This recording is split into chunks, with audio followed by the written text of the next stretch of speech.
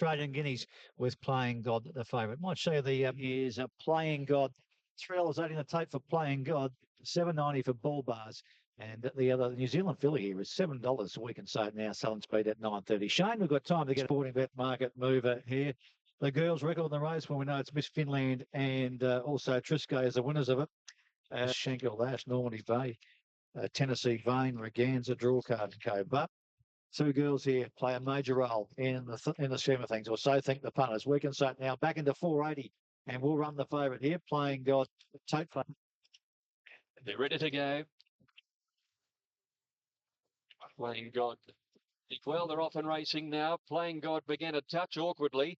A bit slow to move there was a clear surprise, 2 or 3 lengths slow, and Run for Levi and Dusty Star are the first two to bounce out. Smoke and Joey began quickly, and We Can Say It Now was right there on the pace as well, followed by Hollow Lee and then Starts Me Up. 2 lengths to Anachiever's got over about 6th, and then came Playing God. 1 length further back is Engine Number 9. A length to Shamrocker, a length to low beginning, but they're burning turf. 1,000 metres to go. Dusty Star led by 2.5 lengths. Run for Levi. Starts Me Up a length and a half third. We Can Say It Now is pocketed on the rails in 4th placing. 2 lengths behind these horses. Hollow Lee being covered up then by Smoke and Joey. Next An Achiever, Engine Number 9. Behind these is Shamrocker as they near the corner, and then Playing God worse in midfield from under the Eiffel. They're followed, they say, Swing for Home then by Spirited Eagle. Eclair Surprise getting up on the rail. Bull Bars peeling to the outside from Mr. Shard and Southern Speed. Dusty Star, Run for Levi. Come around the home turn in front of Starts Me Up, Smoke and Joey. We Can Say It Now trying for a run down the outside. Here's An Achiever under the Eiffel, and Engine Number 9 are coming. Bull Bars down the outside with Mr. Shard. Shamrockers burst to the lead at the 200 metres. Playing God is getting through and coming home on the inside of her, and down the outside was Bull Bars. Shamrocker the leader with about 50 metres to go. Here's an upset, the filly. Shamrocker a length and a half. Bull Bars, Playing God third, Mr. Shard 4. They're followed under the Eiffel, and then came An Achiever. Behind them, Eclair Surprise getting home on the rails, and then came Spirited Eagle, Southern Speed.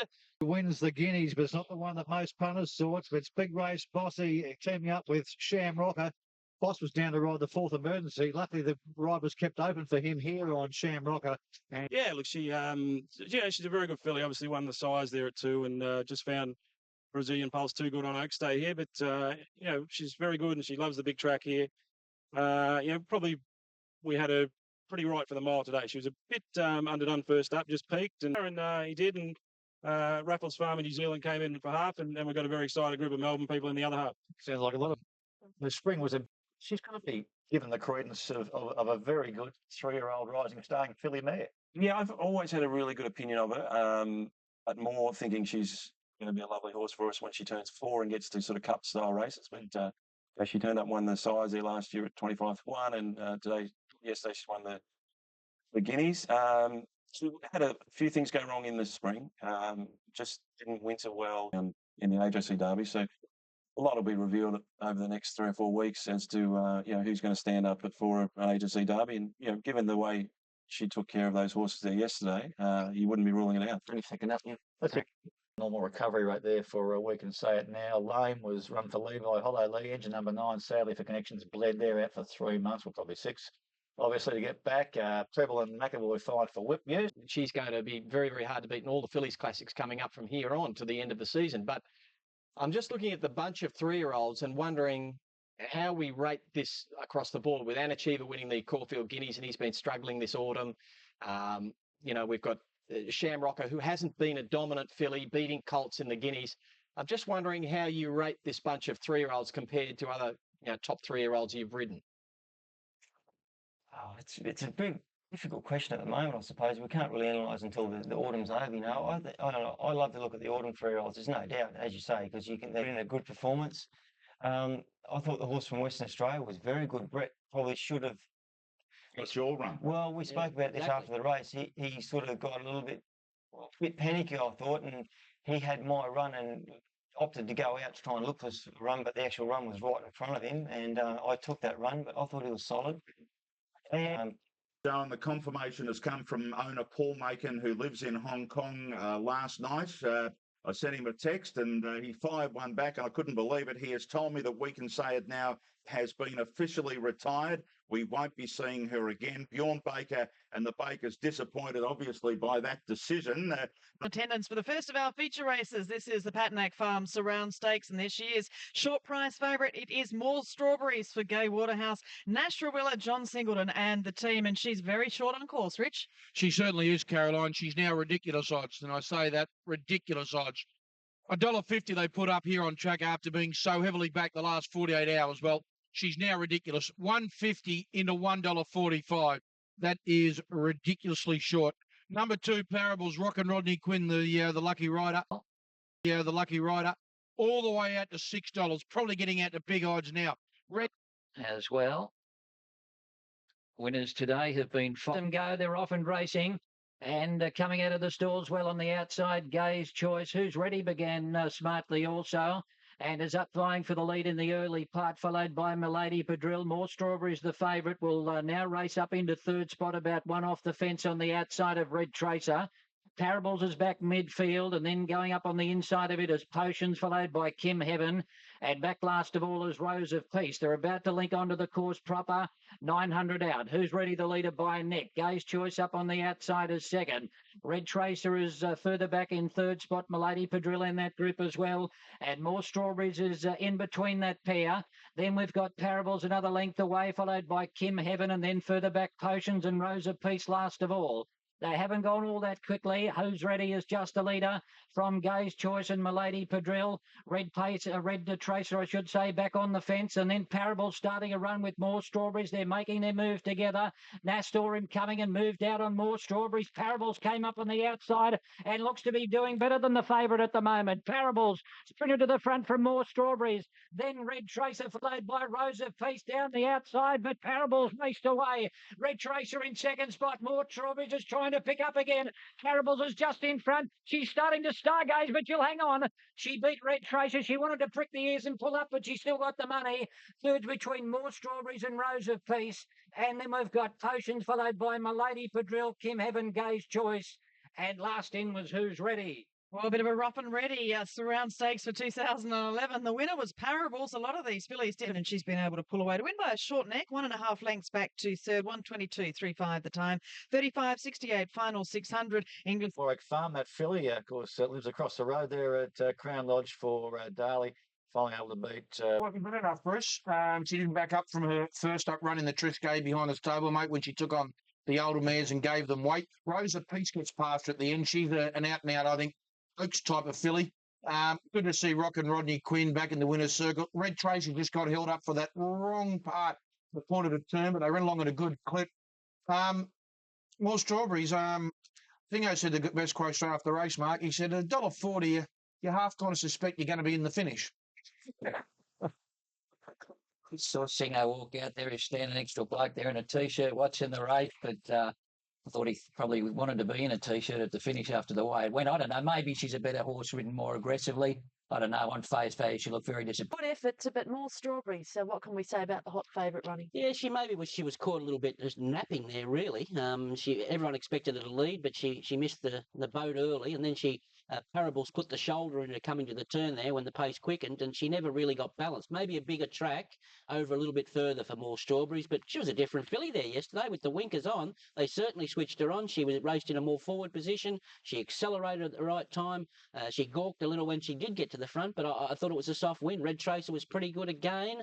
The Oaks filly was there. We have the runners in the yard for the ATC Chipping Norton Stakes, the Group 1 over the mile at Weight for Age. And at this stage, good money for Melito, the favourite, Rich. Certainly is, Caroline. Very good money for Melito. Let's go down the board. Number 1, Thethio. $11 into $8.50. Thethio, 11 into $8.50. Desperado, 31 into 21. If it moves, Dan Lee, $8.50 just out to $9. Zavit, $5.50. Now got away to $7.50. It's now back into $7. Vision and Power into $3.30. $26 Sacred Choice. On track, Melito is the favourite, $3.50 into $3.10, and currently showing at $3.80 on the New South Wales TAB. There's one making a move out wide, waiting for it to steady. Now they're off.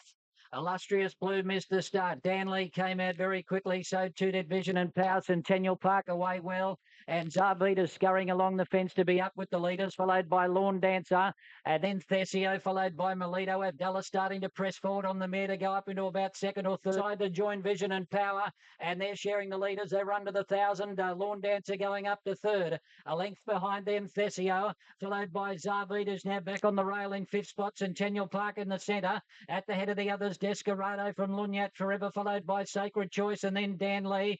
Further back was Once Were Wild and Illustrious Blue in that group as well. And My Lucky Days at the back also. The leader, Just Vision and Power, as they work to the 700 from Lawn Dancer in second spot. Thesio's had a wide run all of the way. Melito parked in behind the leaders, and then came Zarvit, followed by Centennial Park. It's starting to move four wide.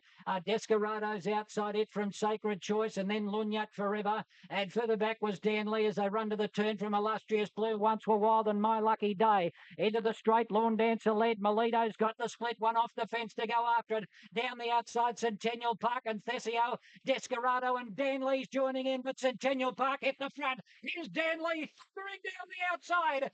He raced up to Centennial Park, and Dan Lee takes out the Chipping Norton and won it from Centennial Park. Photo for third. Sacred Choice or My Lucky Day flying along the fence. Then we've got Melito, followed by Desperado, Illustrious Blue, Lawn Dancer. Thesio had a tough run from Lunyat Forever. And then at the head of the others next we had 4 Group 1s. Dan Lee, what a great job for Chris Waller. Huey Byman, the winning rider. Dan Lee takes out the Chipping Norton Stakes for 2011. Just when it looked... Everything's gone well with this horse's preparation. All his runs have been good. I think Ollie's on about 88. Yeah. Tally's, we've got to tally up Glenn's Group 1s. I think Ollie's on about 88. Yeah. He's a good big race rider. Sacred Choice on My Lucky Day. Well, he said he couldn't win at a mile. At 7 years of age, he does for the first time in his career. And Dan Lee goes past $2 million in prize money. And it gives you Bowman and Chris Waller under that Group 1 victory, $10. Thanks very much. It was a pretty special day, obviously. Out of it and gets himself out of ground. But I felt yesterday's race would be run to suit, and it was. He likes room. He doesn't like being cluttered up. I think that's why he hasn't done well over the Randwick Mile in the handicaps, the Ripson and the Doncaster, because whenever they're hustle bustle races. He's a remarkable horse, hasn't he? Like, he's been at the top level since he was 3, and he continues to come up with a good race every year. Yeah, he's been outstanding for me. He's won me a Manikato.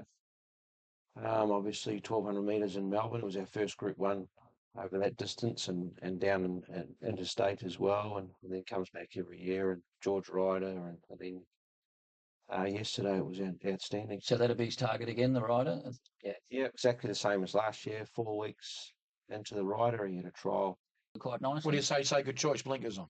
Well, it's a terrific run. Again, another one who's gone to another level. Like, I didn't think she was a Group 1 horse before she went to Melbourne. She won a Group 1 down there, and to be only beaten a length or so in that race yesterday was certainly a very good effort as well. Chris? Stakes, that was his 4th career Group 1, and providing a nice 37th birthday present for Chris Waller, his trainer. Yeah, he certainly did. He doesn't get the credit he deserves, Dan Lee. That's a shock. He's 4th Group 1.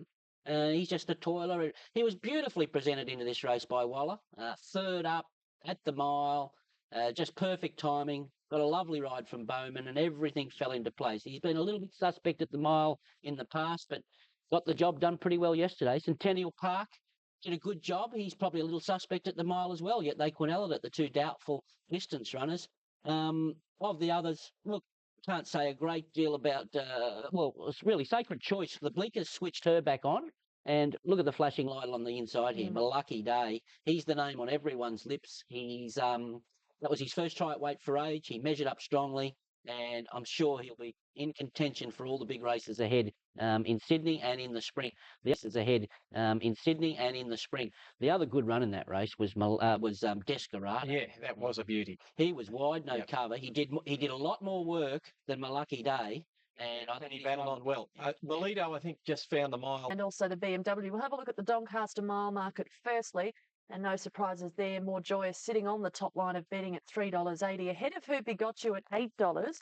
Now, horses coming out of the Chipping Norton yesterday. Well, Danley at $17. Still very battable. Yeah, look, the handicaps are probably... he will hurt him a little bit there, although he wouldn't get penalised with it. Yesterday, My Lucky Day is the favourite, clearly at $3.60, ahead of Shocking at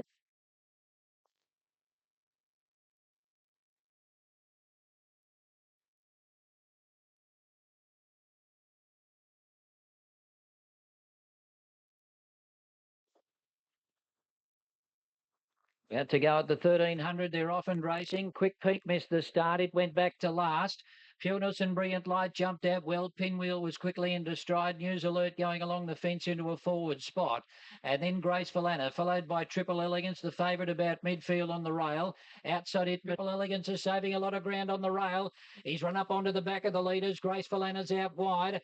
And then came Quick Peak, also saving ground on the fence. No evidence needed, starting a run, but very wide off the track. And then Informality in that group as well. Running up towards the home turn. Pureness just in front. Triple Elegance keeps getting these inside runs, and he's right there ready to pounce on the turn from Brilliant Light. Mediva Gold getting through.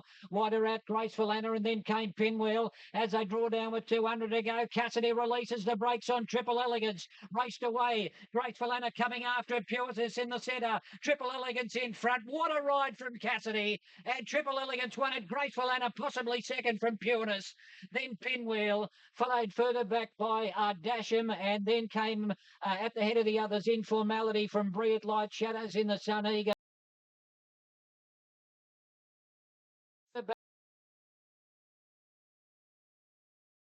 Next half hour, got the New Zealand Derby about 3 minutes away here, and Jimmy Choo, a New Zealand star 3-year-old, is the favourite for the Derby, and 260, 210, $2. And Maxi Div. Shane Scribbins there, Scotty Galloway from Queensland. Not waiting around, went straight to the lead in the early stages. Going forward, I Spin Historian, wide around on the track, Yin Yang Master. Moving forward also, Jet Set Lad as they come down towards us on their first occasion.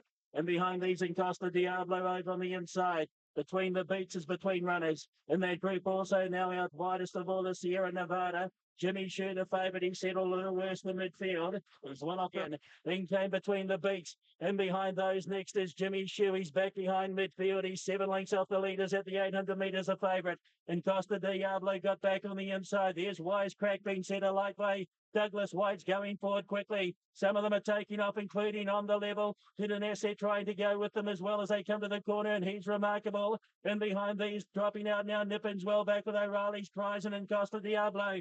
Back to the leaders we come here. 450 metres to go. The leader is Sierra Nevada. Jimmy Shue is poised to pounce on the outside. The inside then we've got Yin Yang Master. Out wider On the Level. Jimmy's made the lead. 300 metres to go.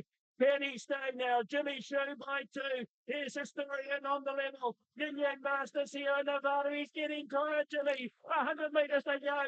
Historian's coming after him. So is On the Level. Jimmy Shue digging in. Historian On the Level. He's in.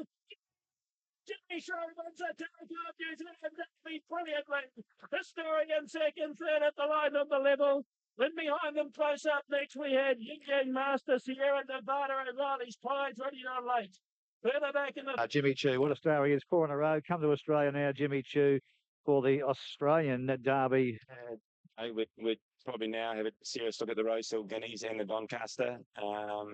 Would be our go. He is a sprinter miler. He's not a stayer, and he'll probably never go 2-4 again in his life, to be honest. But he's done it. He's done it today. And will be likely to line up in the Rosehill Guineas and then step back to the mile in the Doncaster. The colt by Thorne Park, the best in New Zealand. He's a good horse. He ran on sheer quality that last 200 metres. The stayers were coming to get him, but his ability got him home. I can't wait to see him here, although he's had a long preparation. It's very hard to peak him up again. That third horse could be a Derby horse, the horse of Baker's. Keep an eye on him. I went to Largo's lad 550 down to 5. Helmet has been... Keep an eye on him. I went to Largo's lad 550 down to 5.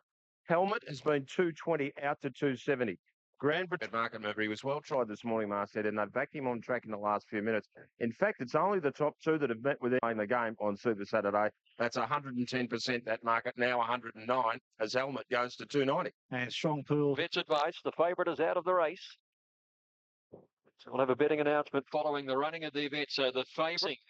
And now Masthead a little slow, goes back with minute by minute. Cash for Matt began quite well, and he's up there in the early part for the lead with Isopac coming over. Also running tall as it cover now. Grand Britannia at the end as the field and the size is on the swing for home, where Isopac has the lead narrowly. Running tall as second. Delago's Lad's been 3 wide all the way.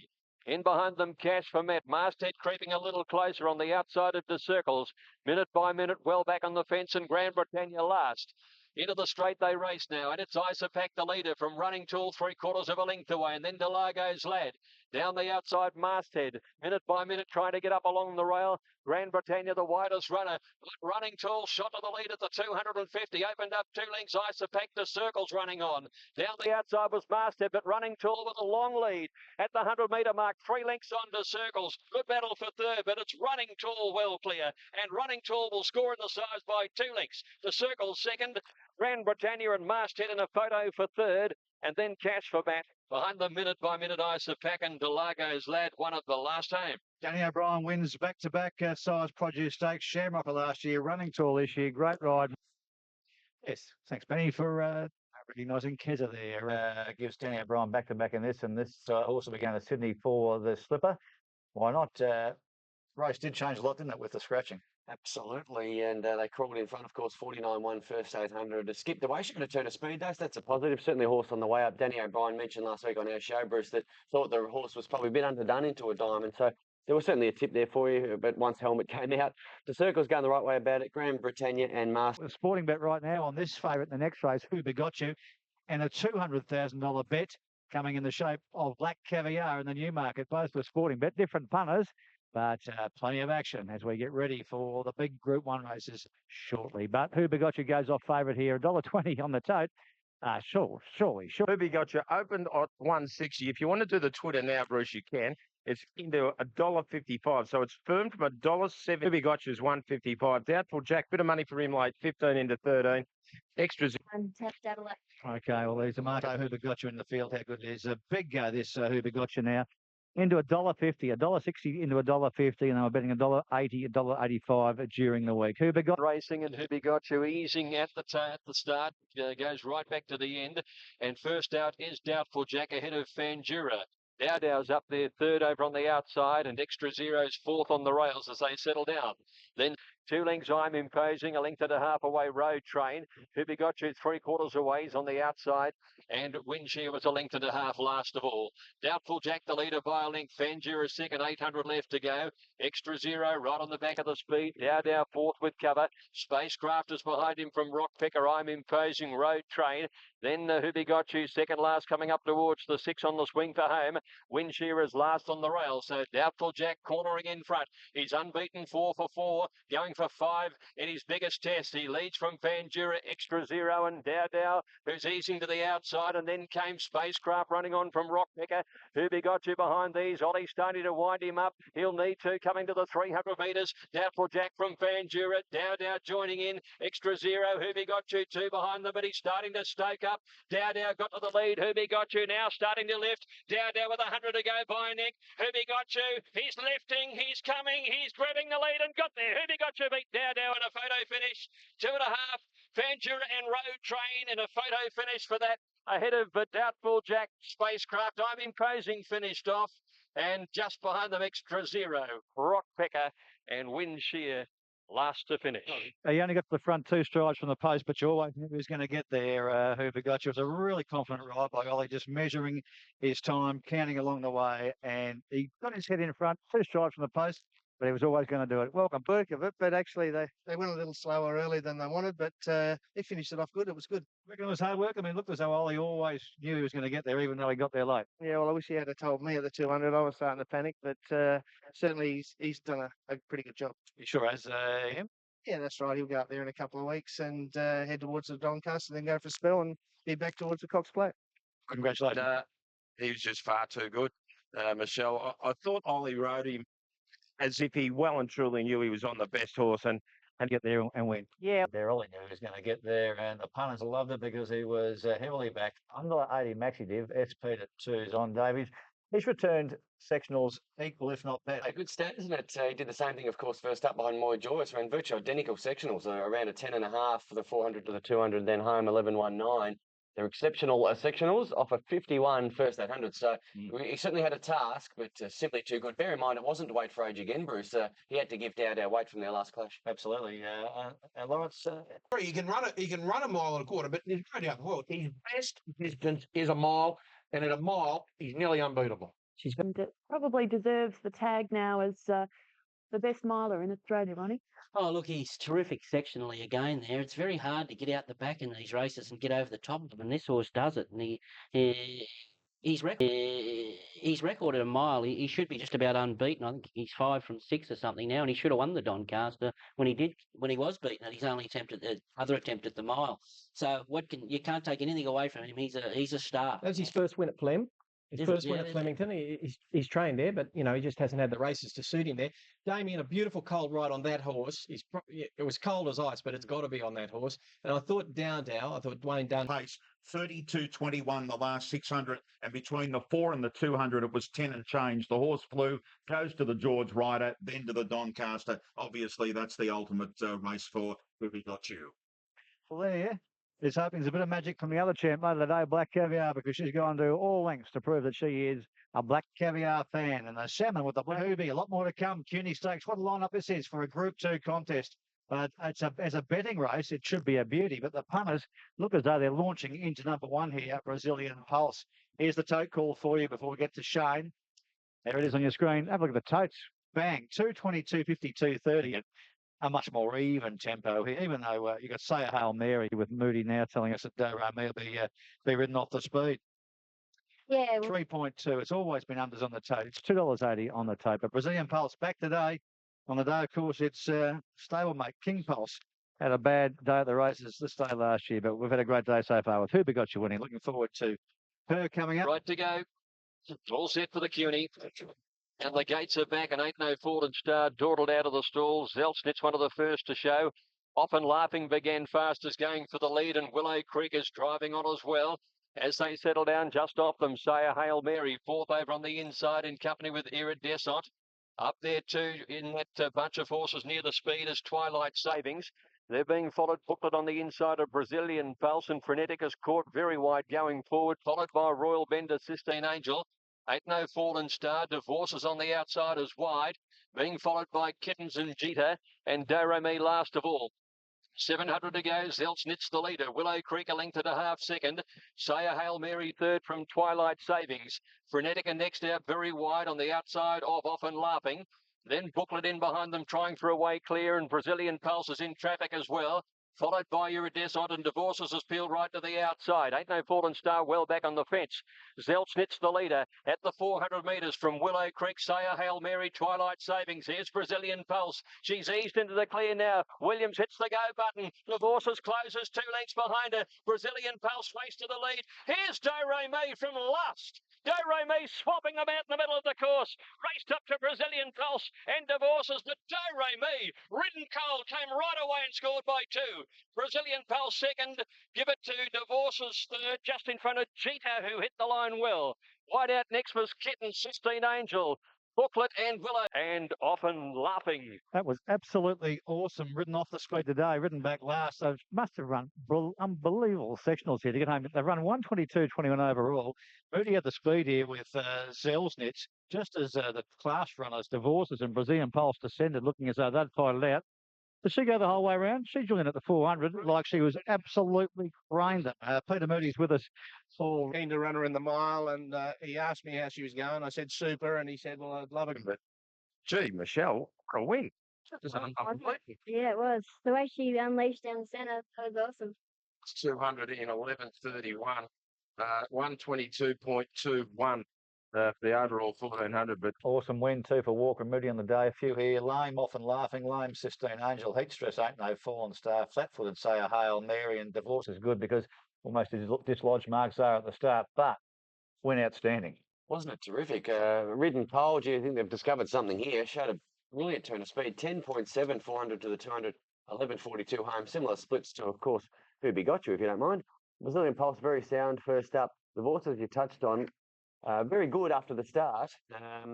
The race suited the swoopers. They went 47.5 first 800. The first 5 home, none of them were in the first 8 of the 800. Very strong race, the CUNY. A lot more to come today's Australian Cup. Bit of an upset. Well, wow, what a performance that was. Well, we know Doremi as an on-pacer and, a promising filly, but ridden back in the field off a speed yesterday, she was electric. I don't know well, hopefully Andrew knows what's the plan with her now, whether she's come to the end of it or we see her in Sydney, but that was just a devastating performance. Brazilian Pulse she was terrific. She come a long way in a short time last preparation on one campaign, and although she wanted to pull a little bit early there, good also. That's a pretty good race, that one. Yeah. But She well lost on at the no winner. admirers, Brazilian Pulse, out of that one, but the winner did just fly from the clouds. They went very hard in that race. It did set it up for something coming home, but I never thought it would be Darame ridden back there. But what I just make note, Michael, There is hoping there's a bit of magic from the other champ later today, Black Caviar, because she's gone to all lengths to prove that she is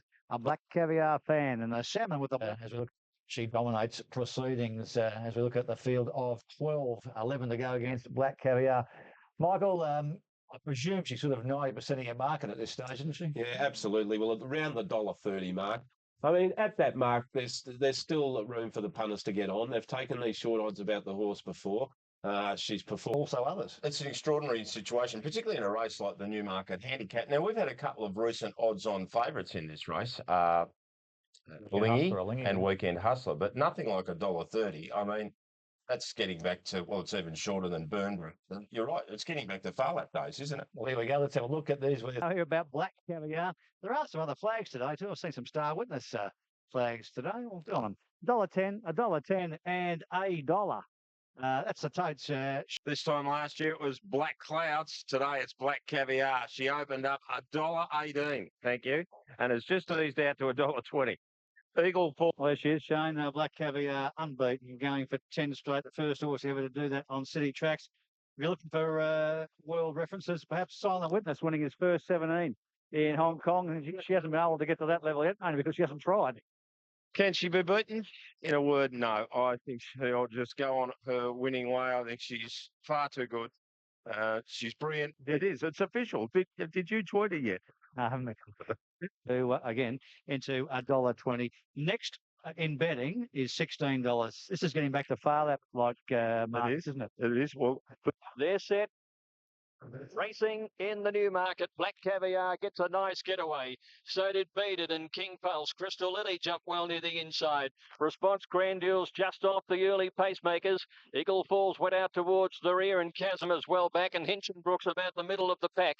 Crystal Lily up the middle of the course has the lead in the early stages. She's a couple clear. Black Caviar in clear galloping room is behind her with Grandules on the outside. King Pulse not far away, close to the inside in company with Star Witness. Behind them, Hinchinbrook. They're being followed then closely by Beat It. Snapparazzi well back, trailed by Response. At the end is Eagle Falls and Chasm. Black Caviar with a share of the lead coming to the 400. Crystal Lily on her inside, followed by King Pulse. Then came Beat It and Star Witness at the 300 metres now. And Black Caviar is coasting. Kicks away 2 to 3 lengths on Crystal Lily. King Pulse Beat It is coming home. Black Caviar away by 4 lengths with 150 metres to go. This is unprecedented. 10 straight. Black Caviar by 4, Crystal Lily and Beat It. But she is unparalleled. Black Caviar, perfect. 3 lengths, Crystal Lily. Beat It is third. And then Response and Hinchinbrook. King Pulse, Star Witness didn't come on, nor did Eagle Falls. Towards the end is Chasm. And then came Snapparazzi and Grandules. That's what we came to see, and she lets nobody down. Nadia Comaneci, like the perfect 10 and never in doubt. She's a superstar. A big crowd came to see her, and she delivers exactly what they want in the simplest of styles. That's her efficient sprinting rate, and she demoralises another quality field. Fantastic, one of those sorts of things. Is it ever? And she's run 17.36, last 600 in 32.67. And I still don't think we've got to the bottom of it, Michelle. I still think she could go faster if Luke wanted her to. She looks that way. It's just Brilliant. She's broken 33 the last 600. Wouldn't like to be chasing her on foot, would you? Almost taking the record itself. But I know it's a relief as much as anything, but a special moment for just you. Yeah, listen, it's been a big build-up and, it's nice to put it behind us. It's just a great relief. This was the one chance you would think for the opposition to beat her. It's probably the only chance the handicapper will ever get at her. And, like I said last time, what do you say? You get lost for words. She's just awesome, and I just said probably out of downfall is injury. And too good for Australian fans. It's only 2 races down of maybe a 6-run campaign, but she's done a hell of a job. Fantastic, mate. Enjoy it. Thanks, Bruce. Peter Moody, the winning is a thrill for for those who didn't see, mate. That they can use her as the next benchmark horse. In 20 years' time, somebody will be saying she might be the best, or he might be the best since Black Caviar. Unbeaten in 10 starts, 600 metres in 32.67. slowed down for the last 200, just like she did. So heaven knows what she ran between the 400 and 200, and it just breaks her rivals' hearts. I reckon she could break 1.7 if they ever wanted to. There'll be no need because nothing can get near her. There's Luke even clapping her. He's inciting the crowd. That's good stuff, Luke. Give her a good pat for all of us, mate. Well, a bloke, seem to be a bit laid back and laconic in their face this way, Lukey, if you can. What was it like? We soaked it up a bit. We travelled just over halfway well on the bridle and I let her slide up. It's embarrassingly easy though, isn't it? Seems to be, and she even got a bit lost when I went full bore on her just thinking that with the 58 with a couple of others in it, I didn't sort of pull my neck out sort of looking at the big screen today, but when she went, and no, she's every jockey's dream. I kept asking her, analyse it for us. Well, there's no doubt we've witnessed a moment of rare greatness today, Bruce. We've seen a mare carry 58 kilos, extend her unbeaten record to 10. Today was the fastest Newmarket handicap ever run. She broke Miss Moneypenny's race record. And again, she did it with ease of effort. She's been beating horses at set weights, weight for age, and done it very easily. Today, she had to give a lot of weight to some very good horses, and she has beaten them just as easily. And I think we'll talk in a minute about what it means for her on the world stage, but I can tell you it means that she's in rarefied company. Well, I mean, we know she was the world's highest rated sprinter. She was 123 last year, acknowledged as the world's best sprinter. After the Lightning Stakes, the World Panel had already agreed that she had exceeded that mark, that she had exceeded Oasis Dream's high mark of 2003 when he was rated 125. They were looking somewhere between 126 and 128, but they were all there. We had them all at that level, and I think that's become redundant today. She's gone beyond that. As I said, she's given weight and beaten them by a big margin. So she become the highest rated sprinter ever? She already has. Oasis Dream, the highest rated. We've got to start talking about new things now. The highest rating for a mare is Golda Clover, 130, Zenyatta, 128. I think she'll be every bit of 130. And no doubt, as I said, she's breaking new ground for sprinters on the world stage. There's been a lot of discussion that the higher mark... What's the year, Greg? I think it'll have to be, as silly as it sounds, not silly, but I think Black Caviar probably will win the day. And that's amazing because So You Think was such a dominant player in the spring, but what she has achieved, I think, has gone beyond that now. And I think you should have your passport stamped. Imagine missing Black Caviar yesterday, David. Yeah, no, the brother's out of the family. It was at a wedding yesterday, but we'll forgive him one. But what a terrific day watching them all this morning. And what can you say yesterday? All about Black Caviar. Wasn't near 10 seconds flat, 600 to the 400. Overall time, 173. Barely touched, astonishing with 58. And I think his wisdom and his selection, it's very hard to put words in it. As Pete said yesterday when you interviewed him, and you're really lost. I mean, it's not only a horse that you're involved in, but just the public and their response to it, and the response to us as owners. Well, that's what we saw yesterday. 100 metres now, and Black Caviar is coasting. Kicks away 2 to 3 lengths on Crystal Lily. King Pulse Beaded is coming home. Black Caviar away by 4 lengths with 150 metres to go. This is unprecedented. 10 straight. Black Caviar by 4, Crystal Lily and Beaded. But she is unparalleled. Black Caviar, perfect. 3 lengths, Crystal Lily. Beaded is third. And then Response and Hinchinbrook. And the perfect 10 out of 10. She's got a way to go to get the Silent Witness 17 and Zenyatta 19. Who's to say she won't get there when she demoralises a handicap field like that, giving Crystal Lily 8 kilos. The Golden Slipper winner, thanks very much. And at the times there, as David touched on, running 10-3, 10-2-7, 10-6-5. Just drags them out of play. There's nothing I can say. I'm not a poet. I don't have the words to describe the phenomenal performance of her. As you said, Bruce, it's a handicap race. It's not as if it's weight for age. She's toying with them, drags them all out of their comfort zone, and just astonishing. We don't see horses at Group 1 level. It's Usain Bolt type stuff. Put away the best of opposition in the simplest of and effortless of styles, David. It is indeed, and I really. Yeah, she's just unbelievable. She probably canted up outside me about the 300, and I let it down really good, but it was just in another league. Really happy with his manners today. He was little bit stirry, but seems to be getting better and better every time he goes around. No, it's only his second run back for a long while, but I thought he ran a good race. He ran to about the 100, 150, and then he just started running out of petrol. So I think they're heading down towards the match race. We can't get the match race with more joyous. Patrick Shaw from Singapore reckons Rocket Man's the best sprinter in the world. I would like to take on your horse. Because Rocket Man, this was Rocket Man last weekend in Singapore. So he's won 12 in a row in Singapore. He's won 13 and 17. He's gone abroad. He ran second to the Golden Shaheen last year in Dubai behind Kinsale King and ran second to JoJo the Jet Plane. But he's Singapore's star, and you've got Australia star and the best in the world. He's good. Yeah, looking at that, he looks fantastic. But bring him on, as Pete says, come over. We're happy for you to come. And here's JoJo the Jet Plane from Dubai. This is during the week. JoJo, of course, won international sprint this year. So he's from South Africa. He looks pretty good as well, but we'd love to see him going for straight. So he'll go for straight against these. They're coming off the bit and you're just pressing the go button. It would be phenomenal, wouldn't it, for us all, and particularly the public and Pete and all the owners. And They need to take on the world, Rich, or not? Yeah, Bruce, I'm getting on the planes and going over there. Congratulations to Peter and Luke and Dave and all the other owners. Let them come here. She's the best in the world. Greg Carpenter just told us that. Her rating's the best. You want to take her on, you come to our territory. We've got the best sprinters in the world. We show it every year when we go to England. She's now 100 yards better than anything we've sent over there before that's beaten them. You want to pretend you're the best in the world, Rocket Man and that. Nettini ran third. Come on, please. She'd absolutely hammered them. She'd carry 60. The great mare, Black Caviar, beyond freak and champion. I suppose, Ronnie, the best thing to do is let the pictures and the history do the talking. Records falling all around her yesterday at Flemington after the Newmarket. Yeah, definitely, Joe.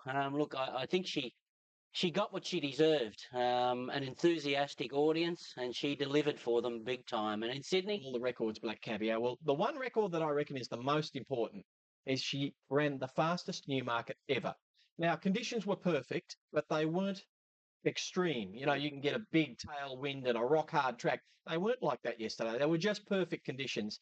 And I've never seen a horse who can stay on the bit for as long as she can, the pace that she can, that I've never seen before. It's just something extraordinary. So, yeah, it was a bit of a privilege to sit there and watch her. She's nothing spectacular.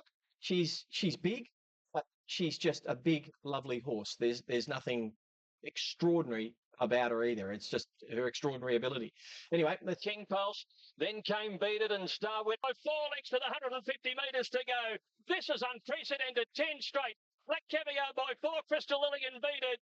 But she is unparalleled. Black Caviar, perfect. 3 lengths, Crystal Lily. Beat It is third. And then Black Caviar in race record time, carrying the biggest weight by a mare since Pendant in 1906, and she becomes the first Australian horse in history to win her first 10 starts. Wow, look, that sends a tingle up the spine. You can watch that all day. You can watch that all day. What can you say? The girls are supposed to be the inferior breed. They've run 1, 2, 3, 4 here. They've dominated the colts. It's great to see Crystal Lily back running a good race. Beat It. You can see she was gone there out on her feet chasing this filly at the 300, and her heart just lifted her into third spot. What can you say? This is just poetry in motion. Yeah, no more superlatives about this. I think there's a few interesting stats around it. It is a race record time, but I think it was only 0.17 outside the course record, which course records are set by the losers, not usually by the winner. She's just made this time on her own, and if she'd have been ridden out the last 200 metres, she'd have broken the course record as well in conditions that weren't extreme.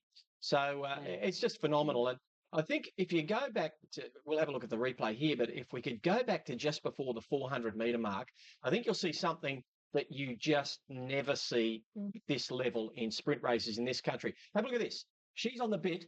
They're all under heavy pressure just passing the 300 metre mark. Now Luke just says, come on, we'll just go to our top for 50 metres here. And look at everyone waving their flags along the fence there. Yeah. Everyone loves a champion. She puts, in 50 metres, she puts 4 lengths on them, and then he just says, okay, we switch off now. Now, she'd have broken the course record ridden out.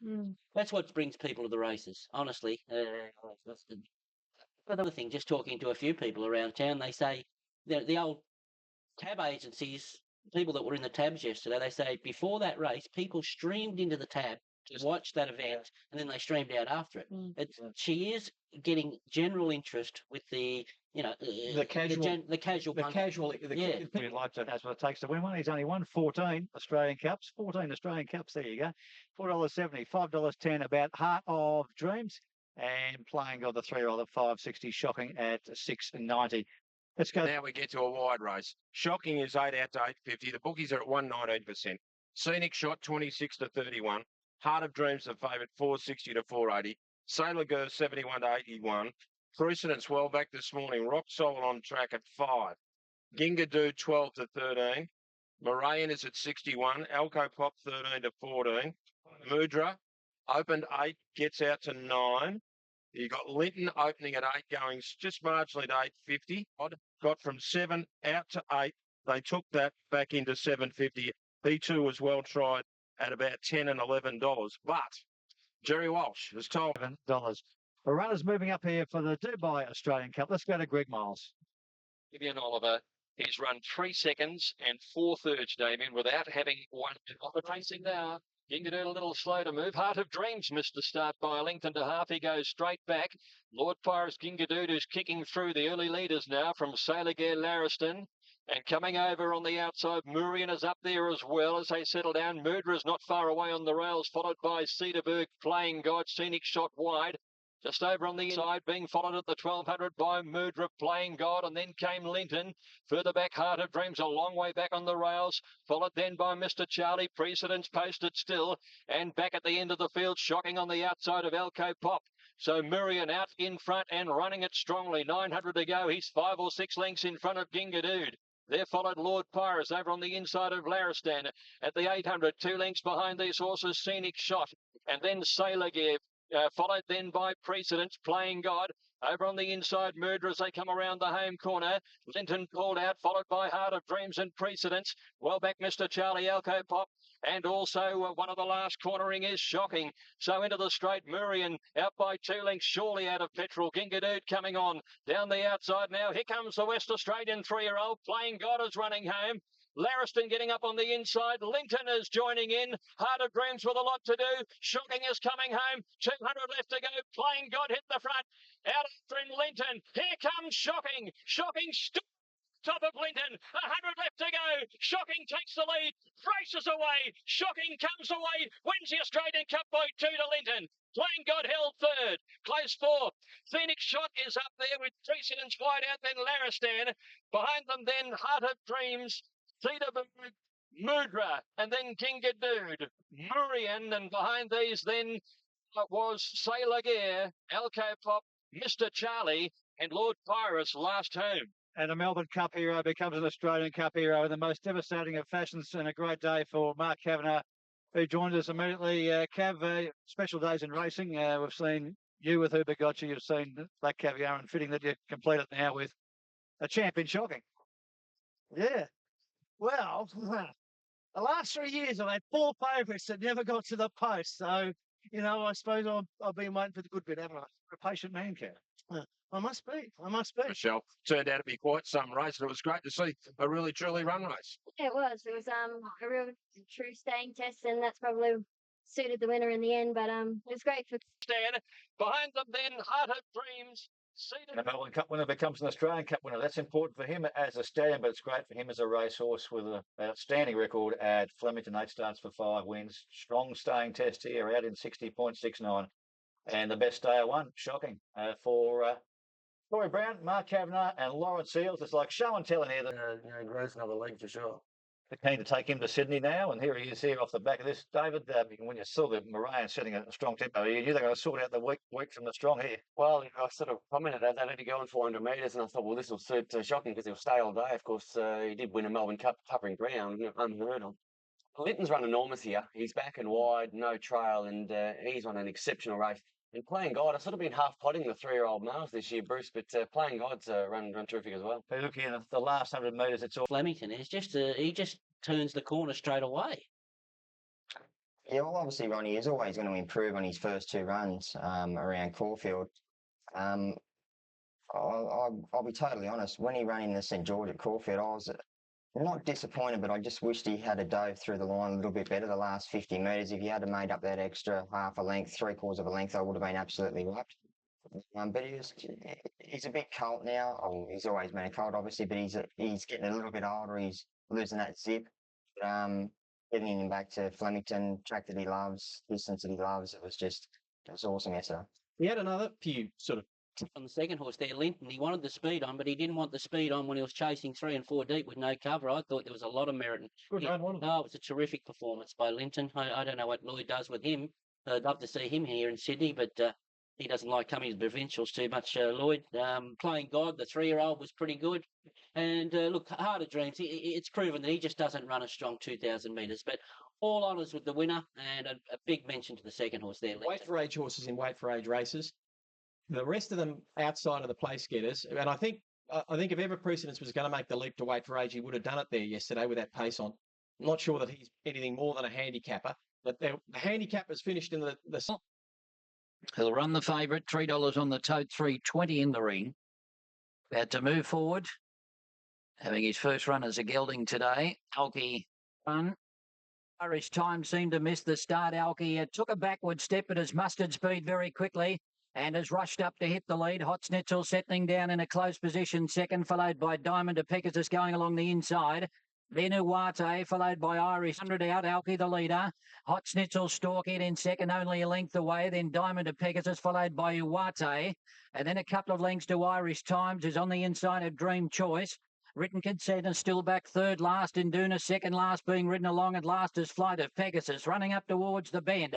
And Alki led from the favourite Hot Schnitzel. And then Diamond to Pegasus. Uwate's about to come to the outside. It's tracked the favourite all the way. Hot Schnitzel went up and put its head in front. Led as they turn. Uwate a length away. Then Diamond to Pegasus. Hot Schnitzel the leader with 200 to go. Uwate on the outside. Diamond to Pegasus is next. And then Flight of Pegasus down the outside. It's Hot Schnitzel still in front. Uwate drives at it on the outside. Hot Schnitzel won it narrowly from Uwate.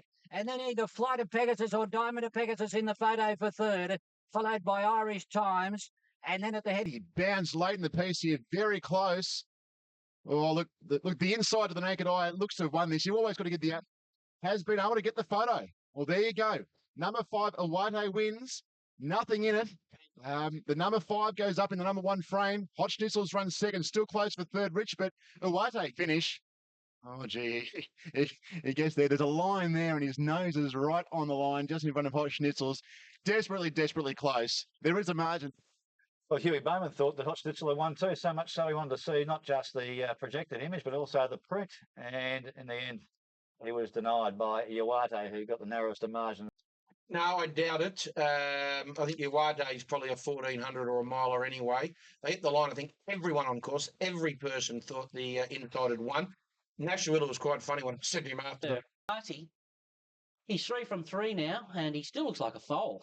He's still got to grow into himself, so the future looks bright. I don't think I'd be paying the 150,000 late entry fee for the Golden Slipper with him, but that's up to the connections, and there's plenty. Of number 1 Defiant Dame, $5 into $4.20, but it is back to $4.60. Aerobatics gets out to $5, been to $7.50. This is where the money horse is. Shared Reflections, $5 into $3.80. Very heavily back, $4.50 for Shared Reflections, if that remains, and $4.70 for Aerobatics. Shared Reflections didn't jump all that well, came out about midfield. Saramina, Aerobatics and Al's Magic Miss began well. Defiant Dame in behind them early on, back on the fence, and then Shared Reflections, followed by Pain in the Glass, Magic Mess, and Defiant Dame's behind them a length away. But it's still got the inside running. The other pair haven't crossed, and then Saramina, followed by Pain in the Glass, and then Shared Reflections on the outside. Back on the fences, Streamer and Slevin Fly Sevens about 6 lengths away last of all. This leading group is very compact, 450 out, and it's Al's Magic Miss just in front of Aerobatics, and Defiant Dame has still got the inside running. Saramina starting a run out wide. Pain in the Glass waits for a run in the centre, and Shared Reflections trying to push into the clear as well. As they turn for home, Aerobatics went up to Al's Magic Miss and Defiant Dame. Shared Reflections on the outside, and Streamer getting an inside run, but Shared Reflections has come down the centre of the track to hit the lead from Streamer. And the one they wanted in the ring's going to be Too Good. Shared Reflections beat Streamer. Pain in the Glass finished third and didn't get much luck when it counted. Then Al's Magic Miss followed by Airway. Good performance, number 6, Shared Reflection. She takes out the Sweet Embrace. A good performance, Natural Will. We saw Satin Shoes work nicely. We did. She worked in company with Magic Miss followed by... Umatilla filly there winning. Pain in the Glass beating their Streamer. Okay. They will, but this franks the form of Satin Shoes and Elite Falls. Yep. They ran 1-2 in the Silver Slipper, and Satin Shoes, as we pointed out, looked pretty big there. The day it beat Shared Reflection, so I'm not sure. I think she'd have to improve another notch again to really trouble the top ones. Changes career to Queen runs today, of course. Seapoy's favourite. Satin Shoes Felt Wedge. You can drop Pain in the Glass a notch or two for mine. Share Reflection, but fair way to go yet for mine. I don't think they're Golden Slipper class. This filly fits the profile of being strong at the finish. I could see her running on strongly in a Golden Slipper, and she won with a touch of authority there. I like that second filly, Streamer. That was only her second start in a race. She's got scope for improvement, and I think there's upside to her. the Turn Point Guineas, $500,000 up for grabs. Group 1 level, Rich. Where's the money going? Well, let me tell you that the favourite opened 2.10. I love this city. Got out to $2.40, and when it got to $2.40, the big boys have said, you know what, that's good enough. $2.25 now into 5-4. Crest Day. A bit different to what it normally does. He's got to turn a foot, this horse, and he's now into $1.90. So he's firmed from $2.40 into $1.90. Skill was back from 4.8, about to take its spot. Favourite evens on the tote, but $1.90 in the ring. Skilled is $4.60 in the ring and 4 in with one of the inside runners. They're off. Top Drop missed it slightly. I love this city. The favourite bounced out quickly.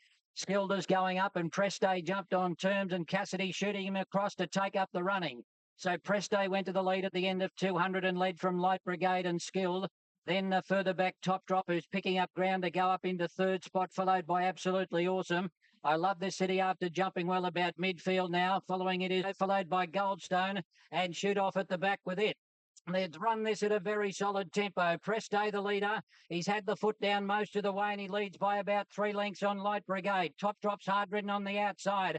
Abdullah starts his run on the favourite. I love this city. He's now starting to circle to go up to third. He's run past Skill. Retrieves on the back of the favourite, trying to come into it then Presido. And Absolutely Awesome as they turn for home. And here's the favourite. I love this city. He moved up to Preste and Light Brigade. In behind them, Skilled is trying to come to the outside. Light Brigade and I love this city. Abdullah calls on him now. The favourite. I love this city. He went to the lead. Skill's the chaser on the outside. I love this city in front. As they draw to the post, he's just the leader, and I love this city won the Guineas. Beat Skilled, third maybe Light Brigade, just in front of Absolutely Awesome, and then Preste, followed further back by Presido. Out to the head of the others next, Retrieve. I love this city. He's too good. The favourite salutes. Brenton Abdullah for Graham Begg. Oh, he's the market mover, heavily supported. A heady ride by Brenton Abdullah. Took off well before they turned for home. Guessed the best out of this horse. He guessed their... Right, look, he had to sort of stuff the race. I said, look, you can come out 3 wide at the half mile and sort of start to creep up a bit forward. But, you know, Jimmy went out and sort of set a pretty good pace, and they were going along, and he probably got there a bit early and sort of left himself a bit exposed. But a great job. He dug in deep when it counted, and it's just great to get him over the line to Group 1. It certainly is. It's been a long time coming. Absolutely Awesome. And then Preste. Continuing emergence of Brenton Abdullah confirmed again there. Aggressive ride by him to win on I Love This City. We'll touch on. Out the 1600. I mean, look, it's quite Magic Hour, but some sedative. You know, you wouldn't really expect him to be further anyway. So, you know, he's got wonderful acceleration, and I don't think that putting him over a longer distance, it'll just take that out of him and just makes a grind for him. So he'll be sticking to the shorter races. George Ryder. Option there. Dale thought Absolutely Awesome was good there. Wasn't he terrific? He didn't have a ton of luck. He's still learning the cape. He rolled around a bit. You noticed that with the head-on vision on TBN. Skilled very good, still on the up this campaign, but all honest to the winner for mine off a 59.8 first 1,000 and no drag into the race. And Richard, touch on this. Going to go forward, and he read the speed of this race beautifully when he says, no, I'll change my mind and come back. And then when Top Drop did faint in his face, he had to make a decision to go early. This horse gutsed it out because he had to make his own luck. He did that, and he fought off all challenges, because when Skilled come off his back there at the 200, I thought, oh, you're in trouble now, because you've done a little bit of donkey work to get there, where Skilled had been just sucking up on the fence. So Skilled did a good job, but all honours are with the winner.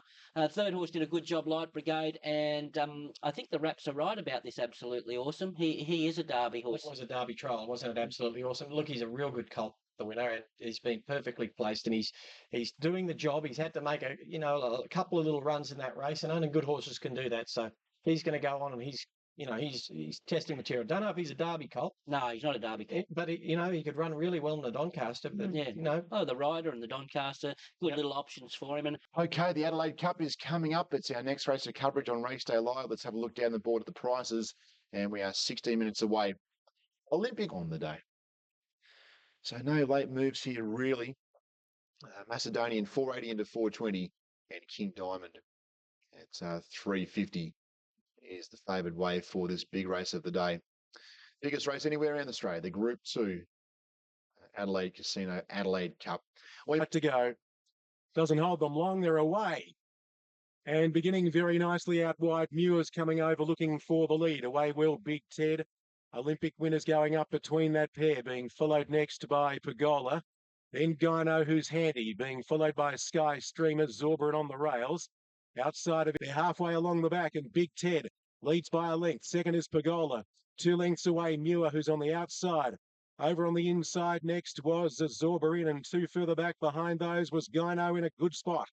Followed by Olympic Wind. Then came Macedonian, followed by Sky Streamer, Fast Future. 2 to Monatrice. King Diamond still has 2 behind him. And they are Vespa and Sandhill Lad.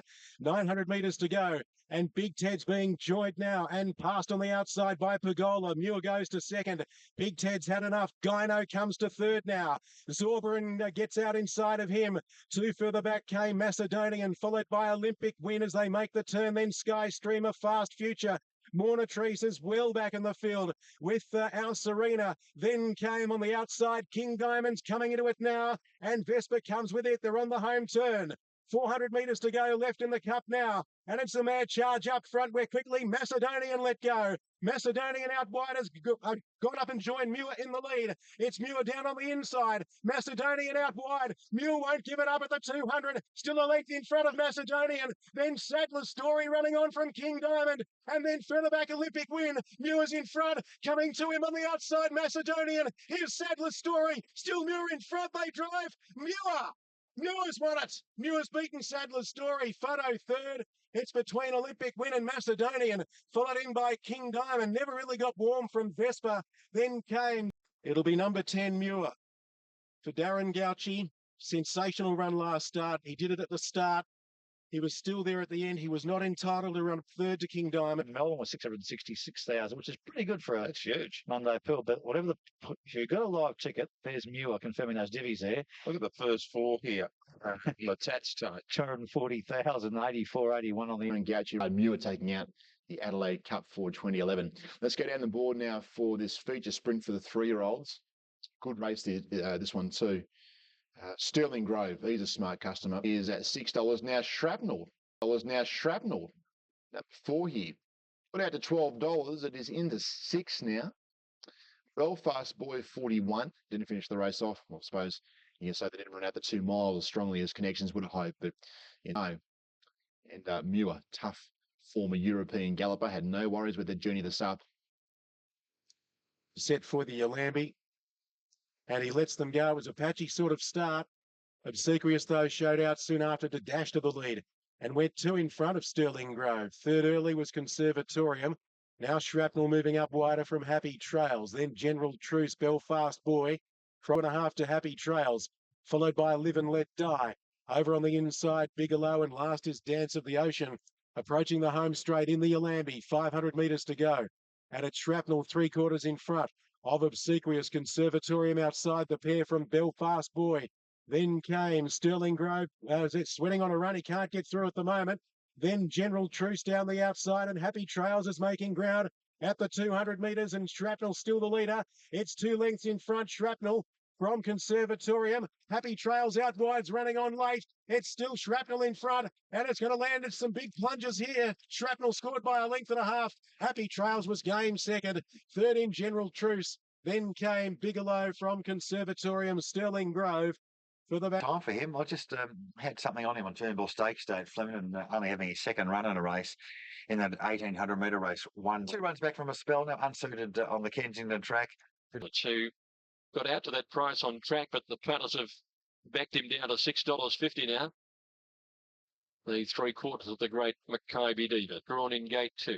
Kid Divine just getting a little upset in the barrier stalls. Elusive King's out as well. So 4 and 6 both out at 9.17. Please note both Elusive King was a second favourite at about $4.40. Run in the Alistair Clark. Stand by for a start. The gates are back and they're off and racing. Folding Gear jumps well in the middle of the line. So did Colden's Choice. Gilded Spur away very quickly from an outside barrier. El Mindoro shows pace. And Machine is just off them. And Shadow of Excellence about 7th on the rail from Doomsky. Folding Gear, the favourite, leads at the turn out of the straight. Of all. 800 left to go. Folding Gear by a length. Colden's Choice second. 2 lengths to Gilded Spur. Over on the inside, Shadow of Excellence, and then El Mindoro. 1.5, Tiger Won't Tell, Machine, and then Doomsky and Muirfield. Behind them, Capiteo. I Think I Do pulled out wide, and Mr. Consolidator ridden along last. 5.50 to go. Folding Gear still under a tight grip, led by a half. Colden's Choice, Gilded Spur. El Mindoro comes on 4 wide, Doomsky 5 wide. Shadow of Excellence just behind them, and I Think I Do starting to loop them. Folding Gear leading narrowly with Colden's Choice. El Mindoro coming at him. Doomsky's running on wide from I Think I Do. Further back is Gilded Spur and then Muirfield. Colden's Choice took Folding Gear, who has to fight down the outside. Doomsky, El Mindoro, and I Think I Do. Choice. Doomsky comes on the best. Doomsky got ahead to Colden's Choice. Folding Gear third. I Think I Do ran fourth. Muirfield rattled home fifth, and then El Mindoro. They're followed then by Capiteo. The last crack at them, Doomsky for Craig Williams, all over the top for Michael Kent from Colden's Choice. He's just And Jerry Aggressor wasn't really wrapping him before the race either.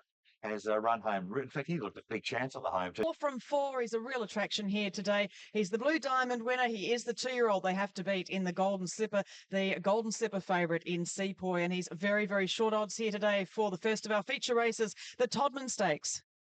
Yes, you thought that was short? Well, let me tell you, punters, it's not there anymore.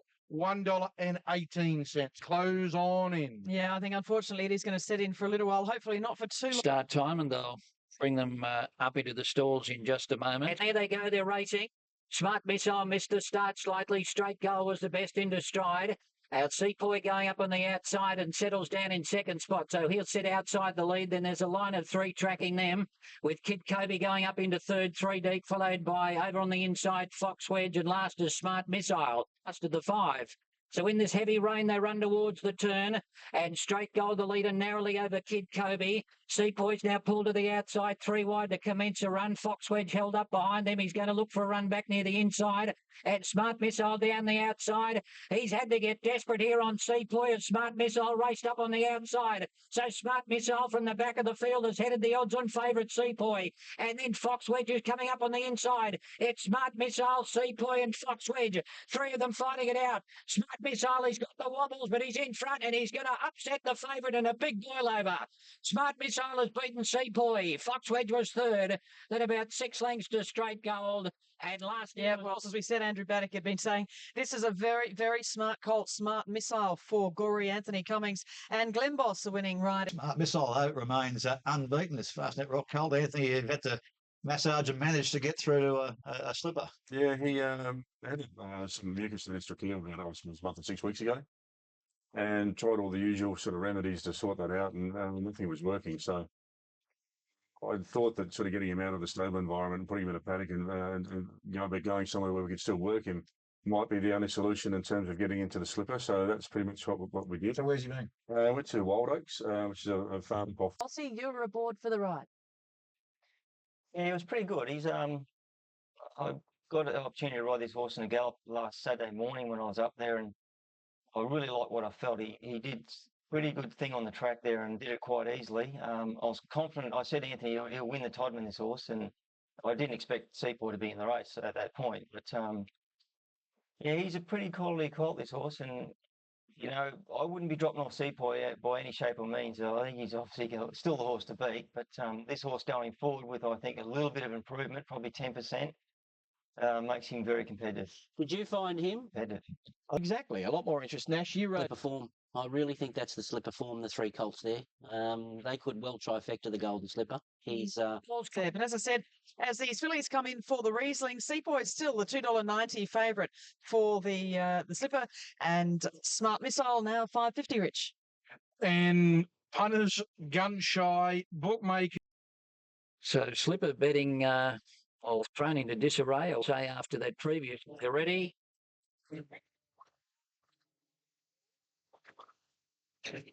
There they go. Perfect Dispatch. Satin Shoes began brilliantly on the outside, and she'll lead from Defiant Dame in the early part of the race.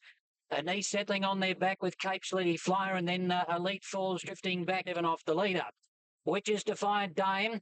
And as they near the 600 at leader length on the favourite Satin Shoes, and then in these has had a good run back on the fence. Further back behind them next is Cape City Flyer. Elite Falls about to be taken to the outside by Cassidy, but is still giving these leaders a big start, and Fast and Sexy last, turning for home. And Defiant Dame in front, led from Satin Shoes. Bowman still sitting pretty quietly. Elite Falls has made ground down the outside. It's coming after Satin Shoes, who put its head in front. So running to the 200, it's Satin Shoes, the leader. Elite Falls closing in on the outside, and these two settle down to fight it out. Elite Falls has got the upper hand here. Another favourite bites the dust, and Elite Falls comes away and wins it from Satin Shoes. Third home was Fast and Sexy, then in these Defiant Dame, and last in was Cape City Flyer. Too good. Number 5, Elite Falls, Jimmy Cassidy for Johnny O'Shea, $2.90 and $1. 2 1/4, 112.36, 36.12. Won this race since Midnight Fluke back in 25 years ago for Jimmy, but he's got another chance at a slipper here with the pedigree filly of wet track credentials of note there. Rich, I knew you picked that out, didn't you? More She obviously loves the wet Niagara Falls. Anthony, what do you make of the Blarney around on a slipper? There's the market for it. Thanks for writing that, Rich. $2.90 Seapoy. Out from $2. Smart Missile, $21 in to $5.50. Second favourite for Anthony. Elite Falls at $8. No, someone who's got 20. She raced fiercely in the early stages, didn't she? Yeah, look, forgivable because of the conditions, because it was pouring coming into the race. But I'm not being so forgiving on her aggression. I don't like it when you said, come on, just come back a length for me, girl, and she didn't do it. You don't need that coming into a slipper. You've got to conserve energy to win a slipper. And she's trying for rain for Elite Falls. They get it. She reacts. And they're anticipating rain for 2 weeks here in Sydney. So O'Shea would be sleeping pretty well at the moment with 2 leading chances in the slipper.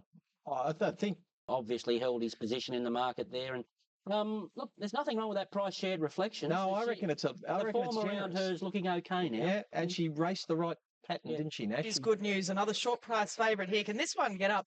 It is More Joyous in the Canterbury Stakes, and at the moment she's around $1.30, $1.28 out to $1.30 now, Rich. Yeah, of course, Cole. More Joyous, one of Sydney's favourite racehorses at the moment. More Than Ready, of course, the sire. Sunday Joy, the Oaks winner. The mother, half-sister to Tuesday Joy is Sunday Joy, the Joie Denise. Denise's Joy family, pedigree-wise, doesn't get much better. And what a motor she has as well. She won the Breeders' Classic, of course, first up. She went to Melbourne. She won the Futurity. Clarkie, you got Gay down there? A few moments. Now they're moving up into the stalls. Demerit, the first one. Racing. And Empire's Choice went back to last. Love Conquers all landed in front. More Joyous is striding forward on the outside. And Nash wants the front on the favourite. So More Joyous went to the lead from Love Conquers all. Demerit is over on the fence. Parked in Empire's Choice is 3 away at the tail.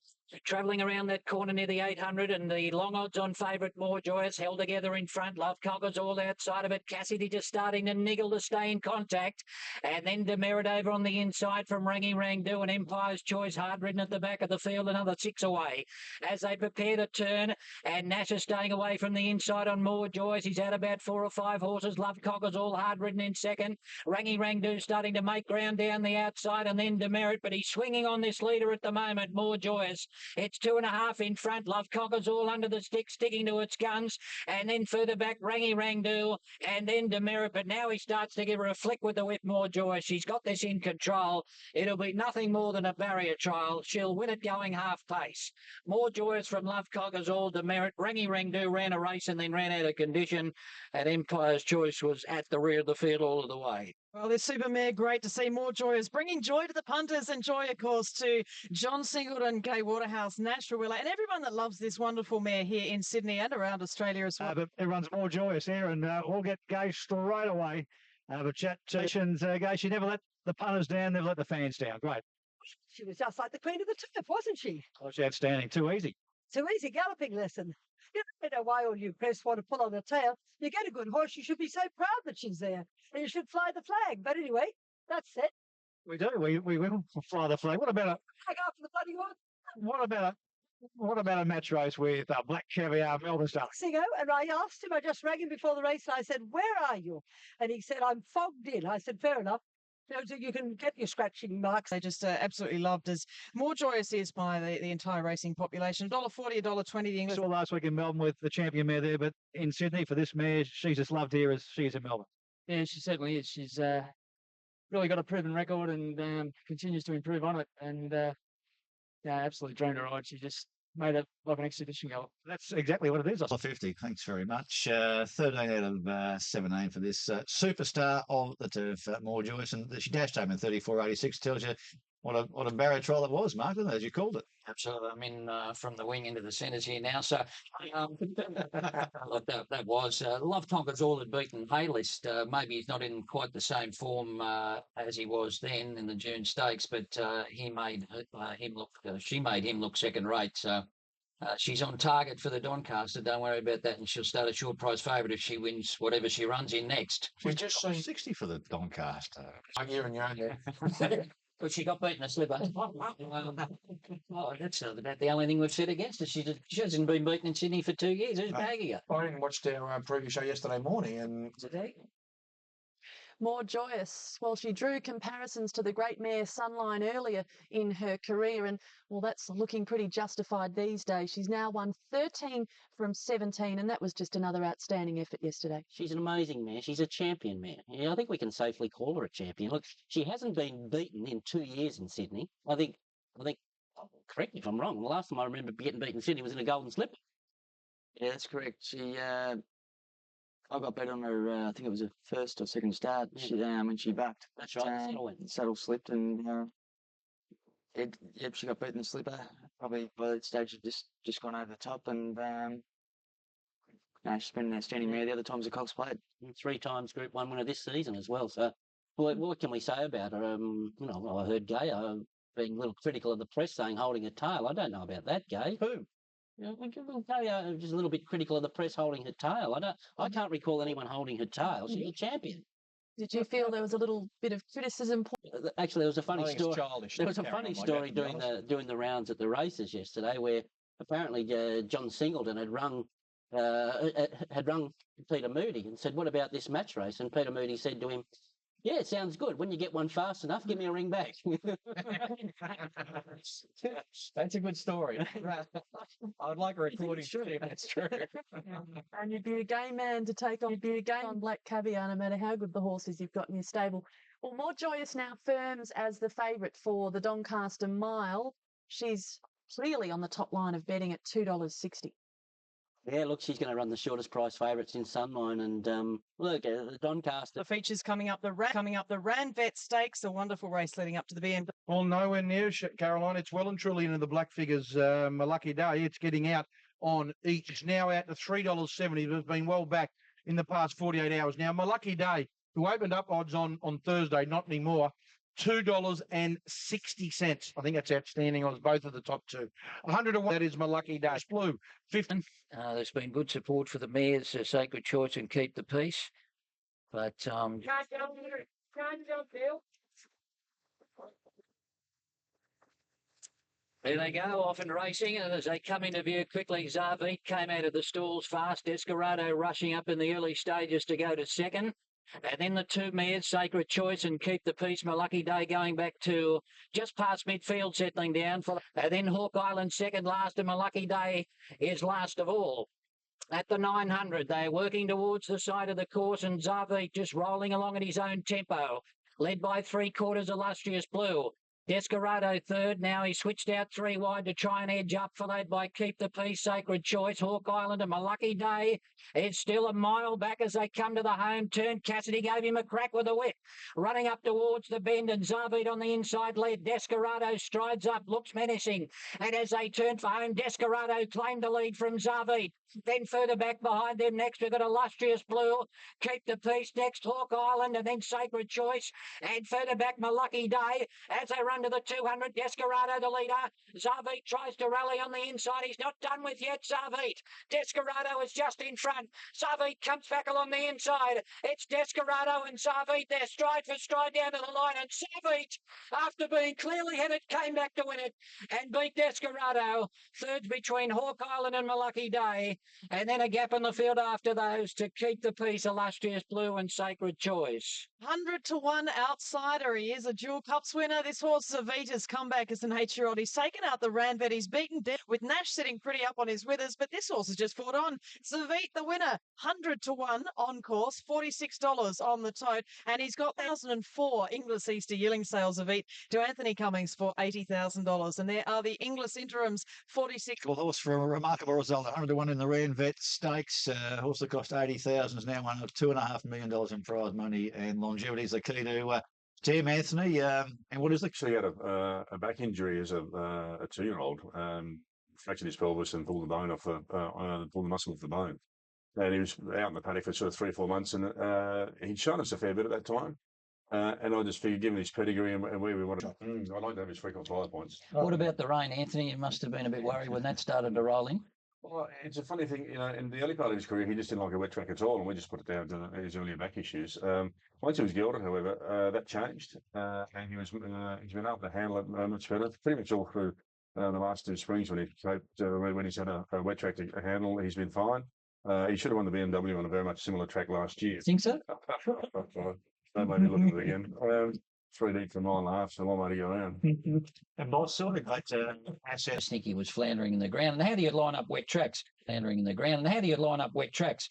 Second in the Melbourne Cup, Desperado and Zavid run second last and last in the Melbourne Cup, and here he is.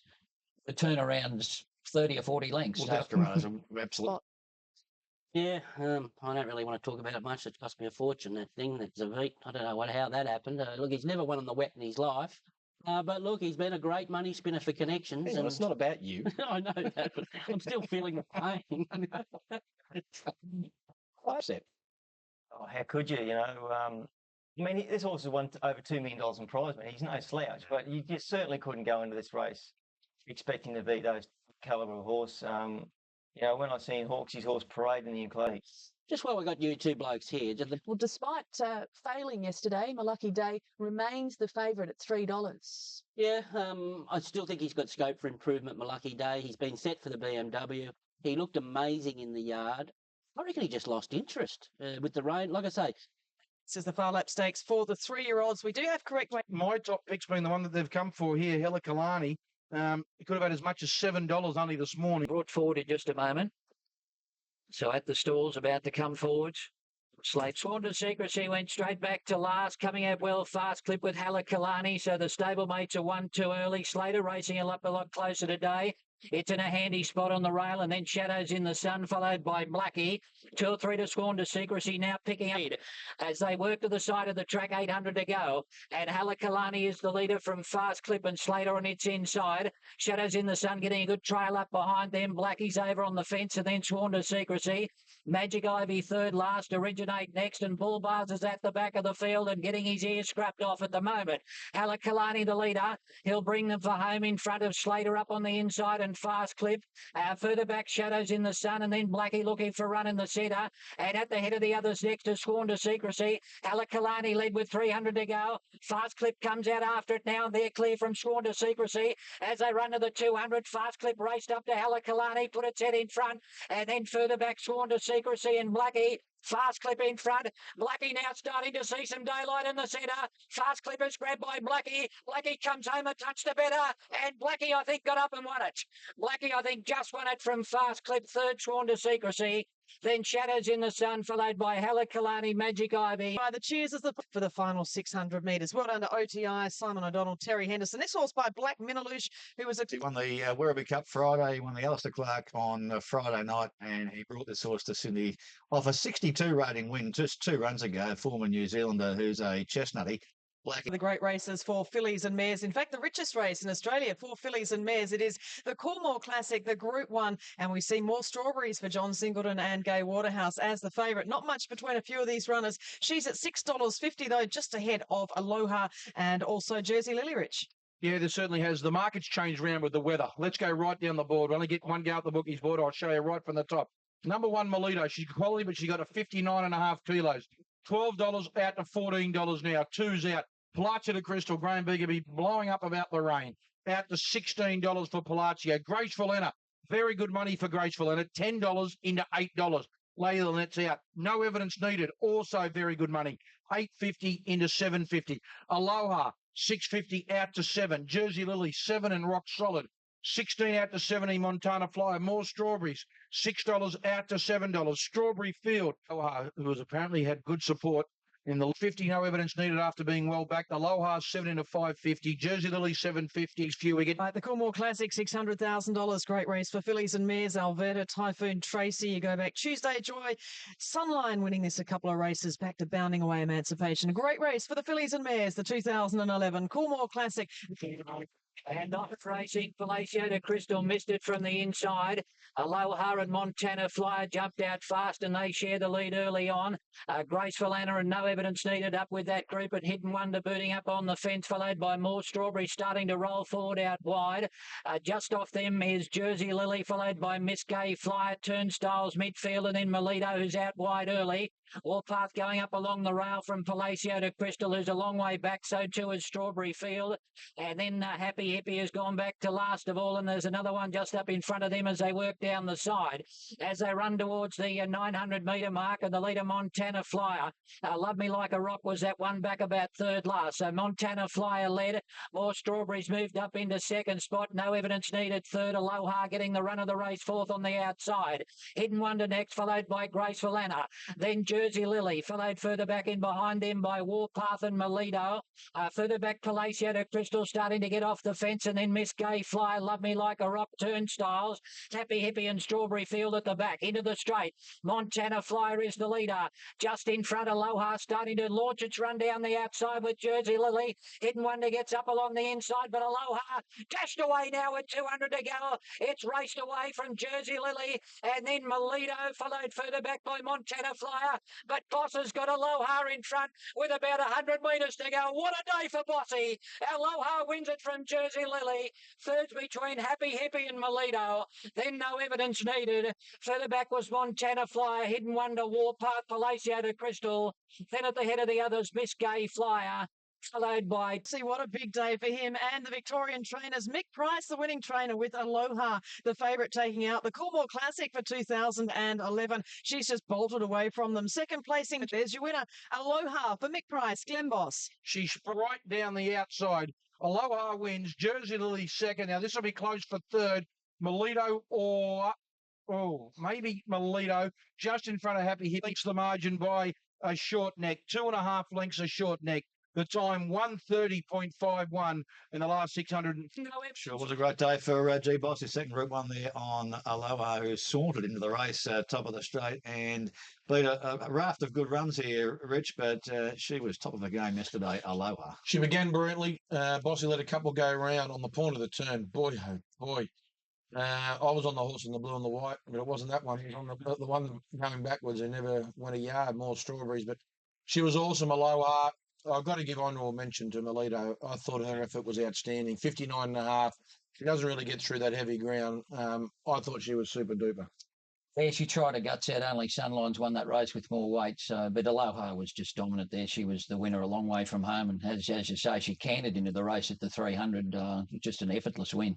Well, Mick Price decided to stay home in Melbourne yesterday. I'm not sure. Mare by Costa de Lago, Aloha, making it 5 straight to win her first Group 1 yesterday. Well, and that was pretty painless, wasn't it? That from the time she just parked in the 1-1 there, there was never going to be any other result in that race. That was just so dominant. Yeah, look, she's become an easy mare to ride now. You know, she breaks the gates really quickly and she gets into a spot pretty quick. She relaxes just as quick as she gets into the spot. And she's got a, like I said to her on many occasions, she's got a really good turn of foot when you ask her. And the track was off a bit yesterday, obviously, but the curators left a lot of grass on the track, so they were actually able to get a good grip.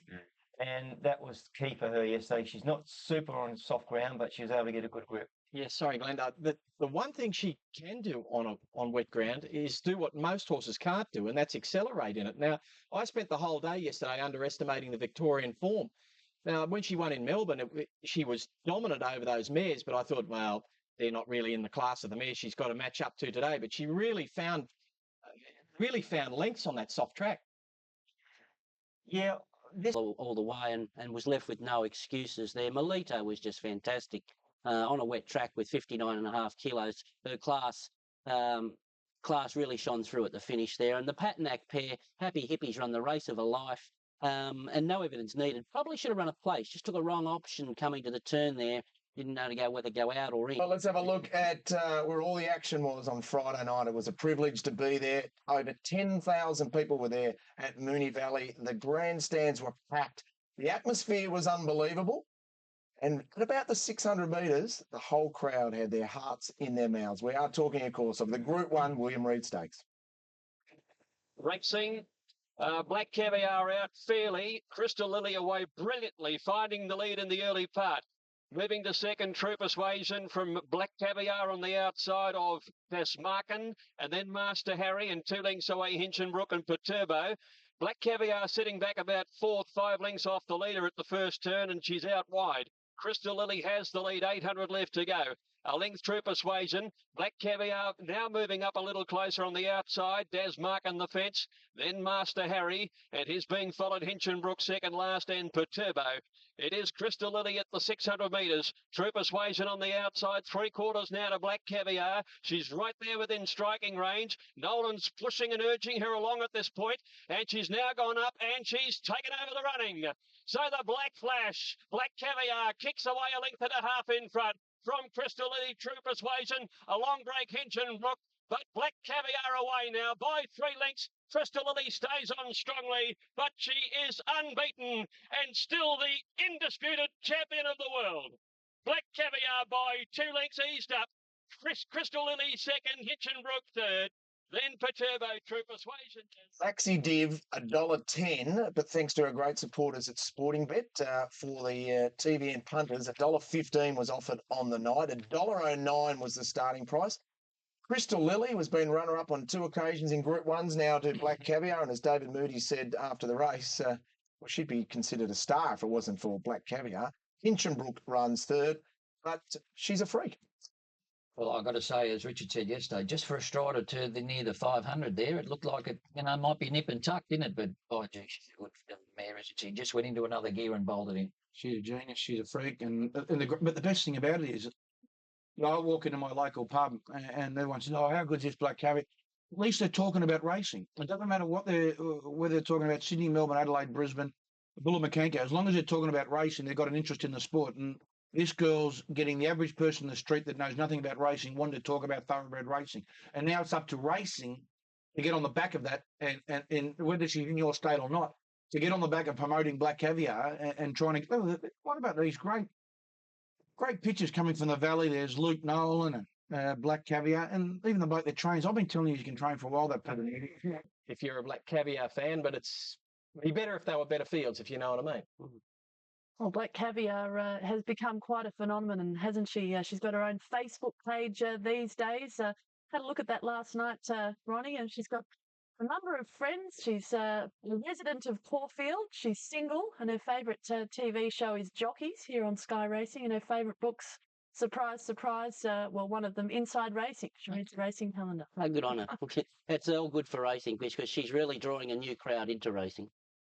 On the outside, 3/4 now to Black Caviar. She's right there within striking range. Nolan's pushing and urging her along at this point, and she's now gone up and she's taken over the running. So the Black Flash, Black Caviar kicks away a length and a half in front from Crystal Lily, True Persuasion, along Drake Hinchinbrook, but Black Caviar away now by 3 lengths. Crystal Lily stays on strongly, but she is unbeaten and still the indisputed champion of the world. Black Caviar by 2 lengths eased up. Crystal Lily second, Hinchinbrook third. She's matured unbelievably the last 12 or 18 months. She was a little bit fractious early days, but now just nothing phases her and she takes everything in a stride. And, even you can see her sort of developing probably a more relaxed racing mannerism too in the way she went about her job last night.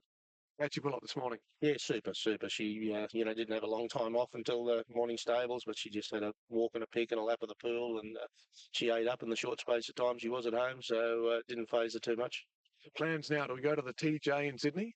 All being well, as long as she continues to please us at home, she'll go up there in a fortnight, so, it's $1 million weight for age, Group 1, 1,200 metres around Randwick, so it's a logical race for her. Can't wait to see Black Caviar in Sydney. The Black Caviar Express travelling north. Next stop, Randwick for the TJ Smith. Well, what more can be said about this great mare, Ronnie? Punters, though, had a few heart flutters on Friday night at about the 600-metre mark. Yeah, when they really poured the pressure on, and they made it a real race. She had no favours there, and you got a little bit of a nervous twitch there for 100 metres. But when she got into gear, she put paid to them, as we know that she can, and she's just so good for racing. This Moody, Nolan, you got to give Moonee Valley Race Club credit for the way they promoted it, and just everything about it is just special. Look at her there. I'd suggest the way she settled there, 1,400 doesn't look a problem either.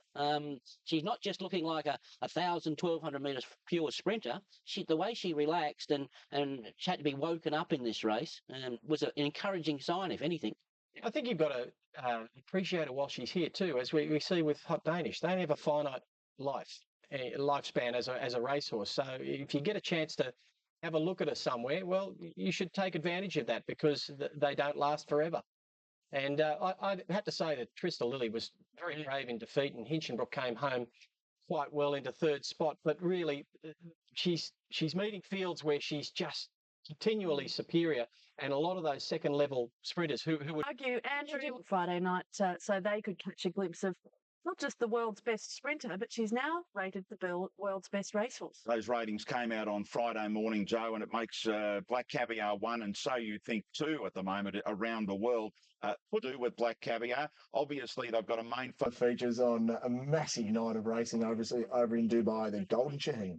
Back at the tail of the field, first quarter 24.2, and Euro Ears takes them past the 600 metres mark by 3/4 of a length over Rocket Man. Force Free's got the third, is Deep. Dim Sum on the rail, then Charlie's Moment, followed by Sunny King, Dynamic Blitz, Green Birdie, and Escape Route as they're well in the straight. Euro Ears said, catch me if you can. Rocket Man's trying to do that. He's coming after Euro Ears. Green Birdie is burning down the centre of the track. Rocket Man after the American. Rocket Man takes the lead, 100 metres to go from Euro Ears. Then Green Birdie and Sunny King, but Rocket Man in front. And he's done it this year. Rocket Man wins. Big win to the Singapore Flyer, Rocket Man. Patrick Shaw, of course, the trainer of Rocket Man, wins the Golden Shaheen Group 1 level over the 1,200 metres. Now, straight after the race, he was interviewed, and the name Black Caviar came up. He said the plans were to make his way back home and then line up in the Chris Flyer on May 22. And then maybe head to Royal Ascot. And he said Royal Ascot, and I quote, he's run up the straight. He's never run on a straight track before, but at some stage we'll have to take on a straight track if we are to take on Black Caviar. There is a possibility that at some stage, if the money is right, and I've watched her race, and at some stage we will have to meet somewhere to find which is the best horse. Patrick Shaw says, ring on the money. It's all about the money for the... At another of the Group 1s, it was yesterday, and it was that combination again. Peter Moody, Luke Nolan with an unbeaten horse who has a lot of ability. She's a super filly. Leads by 3.5 lengths. Second draw went to second. 2.5, maybe 3 away. Third, Shy Light. They are stringing out. Then the Southern Speed being followed by We See Attitude.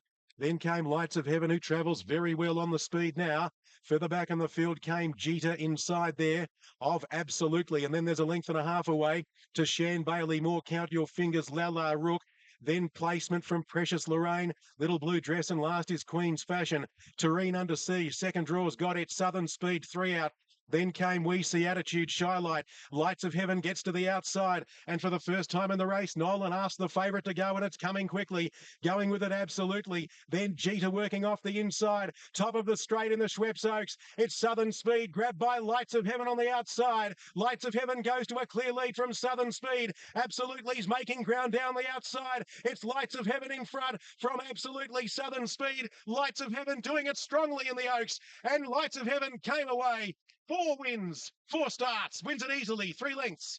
Second placing went to Absolutely. Third, Southern Speed from Jeter. Well, the daughter of Zabil, too good. Maxi Div, 290. Starting price, 250. Absolutely still a maiden for Mick Kent at $8. Of course, she'll be hard to beat in a maiden somewhere. Southern Speed. Well, Rich, I know you were keen on her after her last start performance in the Group 3. She runs third, but I think she runs third behind 2 nice fillies, in particular the winner. A lot of ability. The second one's still a maiden. Yeah. I'm pretty sure. Absolutely, yeah. That's what I just said. 6 starts. Well, you didn't say it off air, so don't. Well, geez. Well, he did say it. It's not off air now. Make it look like I'm stealing your points. It's on air too. You just don't listen. No, I don't. He's a wonderful A pretty strong field, though, I think. Most definitely. I think absolutely it's got great form. Southern Speed's obviously got to win, and they come if it comes here. It's got to take on Brazilian Pulse and Shamrocker, so that might turn into a good Oaks if Lights of Heaven comes. Yeah, absolutely. Ranks now, and just how good is she running? She's very, very good. She's outstanding. I don't know whether she'll go on to Sydney, but 4 from 4. She chased Black Caviar's record. I don't know, but she's an absolute ripping filly. This it really would add interest if she did come to Sydney because just there's something about her that's special. It's a big trip, Adelaide. Back to Sydney. You'll have to go back to Melbourne, probably settle in for a few days back in Melbourne, which is fine, back in a home stable. But then got to get on that float, and it's a 12-hour ride up to Sydney into a strange stable, it's a lot to ask in their first preparation. But she was dominant here, and if she's that type of filly, and only the trainer can know, if she's a type of filly who will accept all that change and cop it all and keep going, you'd have a crack. If she's a little temperamental or a little new or a little delicate, then maybe not. She's got claims to being the best maidener in Australia. There's absolutely. She's been placed, in some really good races. And Serious Speed didn't seem to finish. Southern Speed didn't finish the race off. Maybe she didn't stay, but she ran on plenty of hard over the last 100 metres. Lights of Heaven is already. It's the second of the Group 1s over in Adelaide. Of course, it is the Sporting Bet Sangster Stakes, our Sangster Classic. Now, Group 1 for the fillies and mares over 1,200 metres. Behind those was Miss Octopussy, followed by Avenue, who can't lead. It's trapped out deep. Further back in the field came Panapeak from Beaded, the inside Verena Miss. Further back in the field to Double Annie, being followed next by Response. Third last in the race, Dance of the Ocean, who's up on the outside there from next Valentine Miss. And over on the inside of them was Impressive Eagle. 600 metres to go. I'm a Hussy, a half length in front. Quickly, Avenues moved on side to join it in the lead. 2 lengths away, third, Happy Angel. Inside of Miss Octopussy, then came Verena Miss, and further back to Double Annie, then Panapeak, followed by Response. Beated's a long way back, gives them about 10 lengths as they make the home turn. 350 metres to go, and Avenue went to the lead from I'm a Hussy. In third place, Miss Octopussy's running on. Deeper out, Verena Miss, and back to the inside. Response from a mile back. Avenue the leader, Response mowing it down. Miss Octopussy's hit the lead. Response is coming up on the inside. Here's Beated from nowhere, and down the outside, Valentine Miss. Response got through. Response held on. Response a half length in the Sangster. Second was Beated. Photo third between Miss Octopussy. Well, she's a multiple Group 1 winner now. Response, the daughter of Chart Forward, wins for Dwayne Dunn. 10 out of 10, right? Maddie Ellerton and Simons are $8.20 Maxi Div. Starting price of $8. Beated, $2.50. Runs a terrific second. Miss Octopussy Fresh runs third. And how good does that Newmarket form stack up there, Rich? Of course, they ran third and fourth in the Newmarket. And Crystal Lily ran second. Yeah. It's come out and ran second on Friday night, as you said, to the Caviar. There was only one barrier. They started alongside each other, and that was the difference. Response went to the inside, saved the ground. Zara comes out wide, which he had to, unbeaten, and that was the difference between winning and losing. They're both very good. I was unbeaten, not happy, but I don't think Margaret had done much.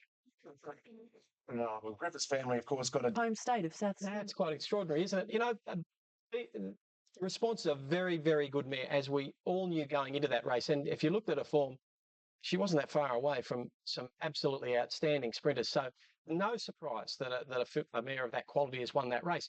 But I have to say about Beat It, just got back out of the race and got itself out of the race. Funnily enough, Response was back there with Beat It at one stage of the race. They weren't far away from each other. Response has taken all the shortcuts around the inside.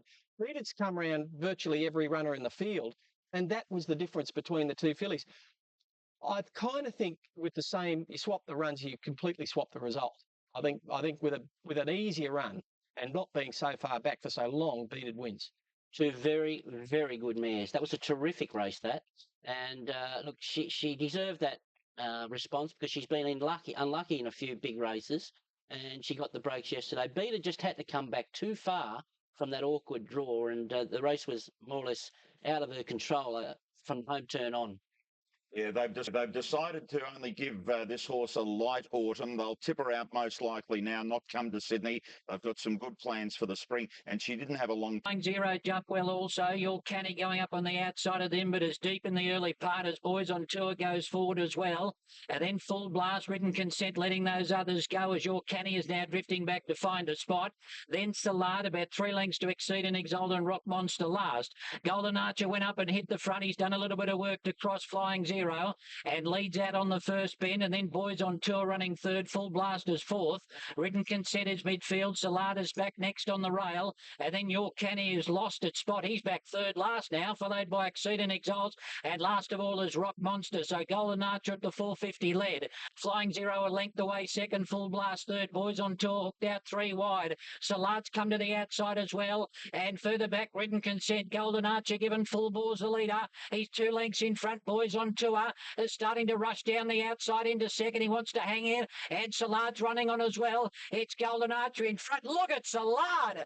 One bound he went up to them with 100 metres to go, and this first starter has come away and won it most impressively. Salad beat Boys on Tour.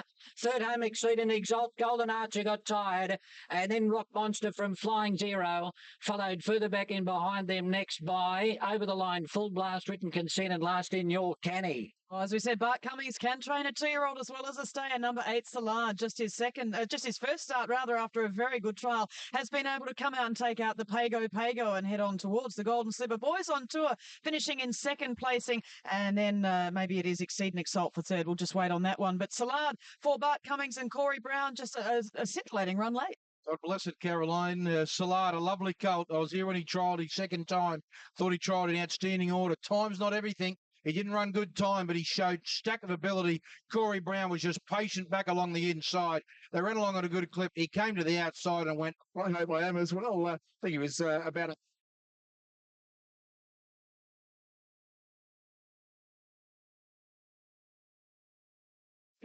Well, that was some debut by the son of Schnitzel. Salard wins. Corey Brown, the master, Bart Cummings, $10.60 and $9. Boys on Tour improves again at $12. Exceed and Exalt at $17. And they went a bit quicker in that race than the fillies. That was some debut. Look, he tried well going into this, but he exploded on the scene there. I'm not sure if many horses won the slipper at their second start, Richie. I think Toy Show won it at a third, and that'd be about it from my memory. Yeah, a couple have tried after winning this race. There was a few years ago.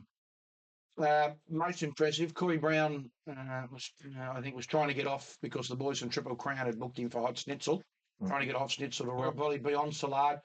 Yeah, he was, and Bart can produce one late. Don't worry about that. Lovely horse. Don't know. I think he will be competitive. He'll run on in a slipper. I don't think he could win it. The figures aren't there. There was 4 1,200-metre races. The 2 2-year-old races yesterday, they weren't up to scratch. If these horses are going to be competitive, they're going to run similar times to the Open Company horses on the day, and they're not doing it, the fillies and the colts yesterday. But in saying that, he's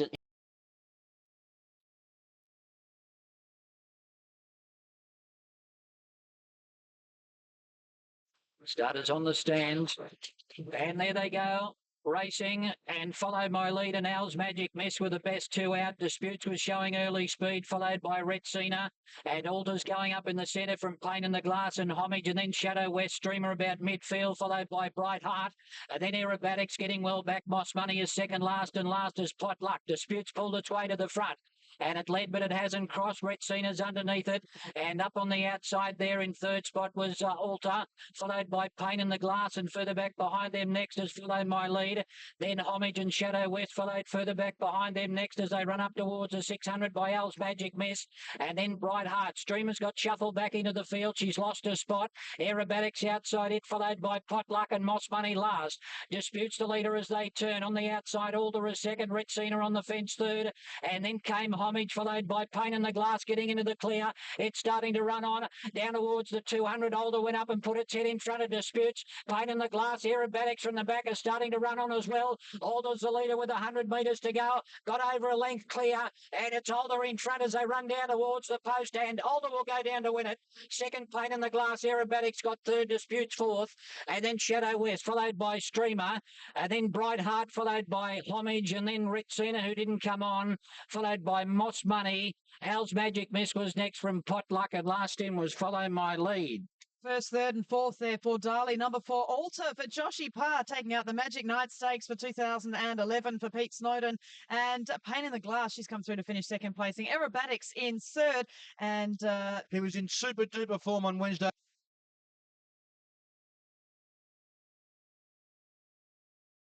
Alta wins, 840 Maxi Div, $8 starting price. Pain in the Glass, $4.60. Aerobatics was an eye catcher from the rear of the field, Corey Brown. So you is contender for the Golden Slipper there?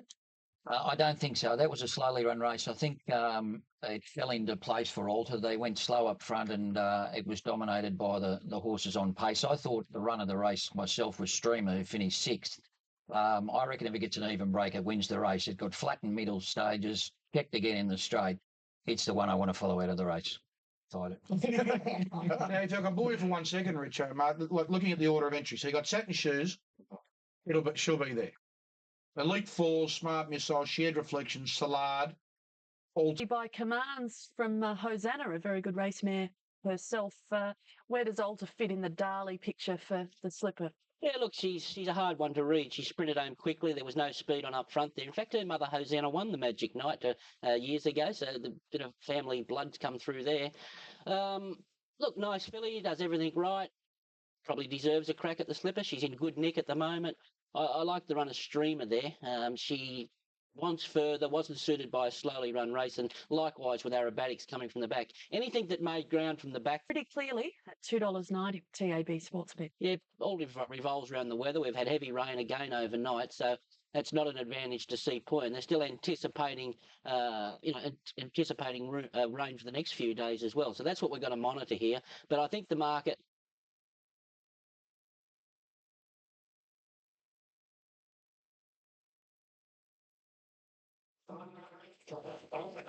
Oxford Racing on Pureness, the favourite, went up in the air at the start. He came out last of all.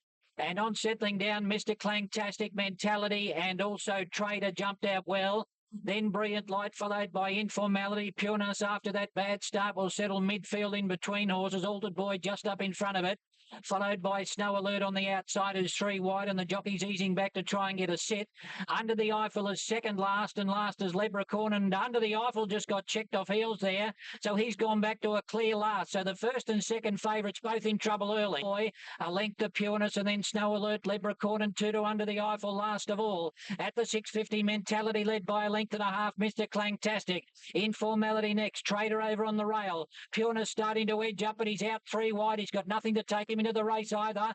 Then further back behind them is Brilliant Light. Snow Alert starting a run from Altered Boy, and Under the Eiffel trying to get a run in the centre as they turn here. And Mr. Clangtastic and Mentality, they lead from running on Informality. Here's Pureness starting to join in on the outside. Brilliant Light down there on the inside from Snow Alert. Mentality fighting on. Pureness out in the centre has got on level terms. It's Pureness and Mentality. Brilliant Light going up on the inside, but Pureness overcomes that slow start and still wins. and went on to win it from Mentality. Leprechaun out wide may have got up for third in front of Brilliant Light, and then came Altered Boy, followed by Snow Alert, Under the Eiffel, never looked a winning chance. And further back behind them, next Informality, and Mr. Clangtastic was last in. All right, Trader just pulling up a little bit behind the rest of the field as well. Number 9, Puna. So what a good win that is by this half brother to Sebring for Glen Boss. Already a stakes winner here today on a big day of racing. Again.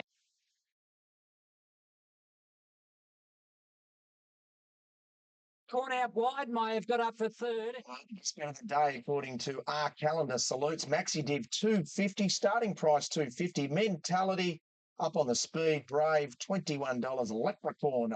Good job there. I'm not sure that he can win a Doncaster. Richard, what do you think? No, I'm pretty sure Glenn Boss is going to stick with the mare, Jerry Harvey's Mick Price that won the Coolmore Aloha.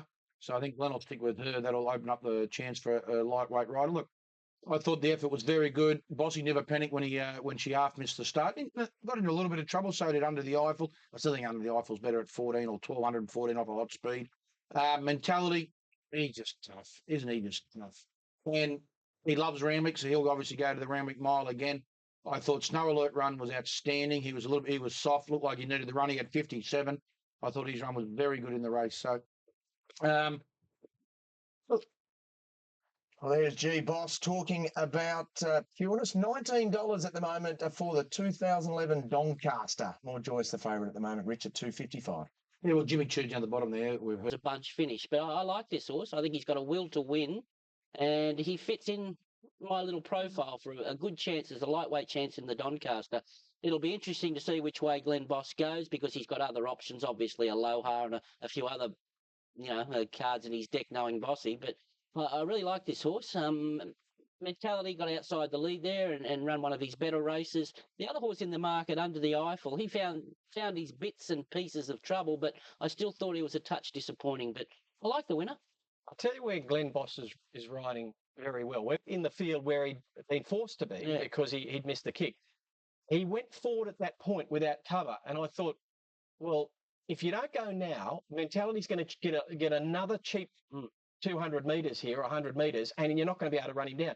He had to go at that precise time. Exactly. And that's where his timing is absolutely impeccable at the moment. And his patience, because that horse was out of his comfort zone. He's usually a grinder on pace, but Glenn just was so cool, calm and collected when things went wrong. Exactly the right time in the race when he had to go. If he'd have waited 50 more metres to go, he wouldn't have won. No. I think Gale have to be...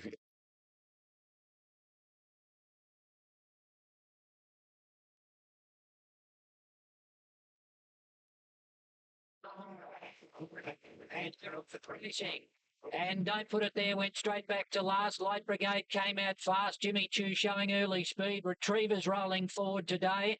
It's going up into about third or fourth from Shamrocker, followed by over on the inside Anachiever. And Masquerader settling behind them. Absolutely awesome, finding a nice spot midfield on the rail. A length and a half to He's Remarkable, followed by Ducarius, and then Presido on the outside of Doomsky. So Presido's 3 wide settling down. Shoot Off was behind them. And last of all, Don't Put It There. Swinging to the back, and the leader is Retrieve. Went forward to take up the running to this, followed by Shoot Off, Presido, and also in that group as they run down the side, Doomsky's cluttered up between horses, and last is Don't Put It There. As they run to the 700, Retrieve the leader. He's had his own way, led by a half on Light Brigade, and then Anachiever, who's looking to get out. Shamrocker trying to keep it in on the inside as they run to the turn behind them is Absolutely Awesome. Jimmy Choo's rider looking for better ground out wide, and at the head of the others, He's Remarkable coming into the straight, and the leader here as they run down to the 300. Retrieve led from Light Brigade. They've sprinted away. Jimmy Choo trying to wind up down the outside from Shamrocker. It's Retrieve the leader with about 150 to go. Jimmy Choo starting to put in the big ones. Look at Jimmy Choo. He raced up on the outside. This is an outstanding win. Jimmy Choo beat Retrieve. Third home was Shamrocker, then Light Brigade, followed by Masquerader, then He's Remarkable. At the head of the others next, Absolutely Awesome, followed by Anachiever, then Doomsky. Further back behind them next, Ducarius, Presido, and last in was Don't Put It There. Could be one of the great 3-year-olds. Jimmy Shue, this son of Thorn Park for Jonathan Riddell and John Barry. Over from New Zealand, he's won the New Zealand Derby, New Zealand 2000 Guineas, and he's bloused them here in the Rosehill Guineas. That was a super performance by him. At this point in time, it is the AJC Derby. After the New Zealand Derby, I remember you saying that you weren't convinced that he really runs out a super strong 2,400 metres, but it's more of his brilliance that gets him over the line. I think so, and most guys you speak to with, exceptional horses will tell you that they'll get there on class alone, but I still maintain he is a sprinter miler. But hey, at the end of the day, it's a Group 1. I don't care if it was 3 miles or 1 mile or 100 yards, but we got it. You enjoy it, mate. Group 1, congratulations. Thank you very much. He had a lovely run in transit.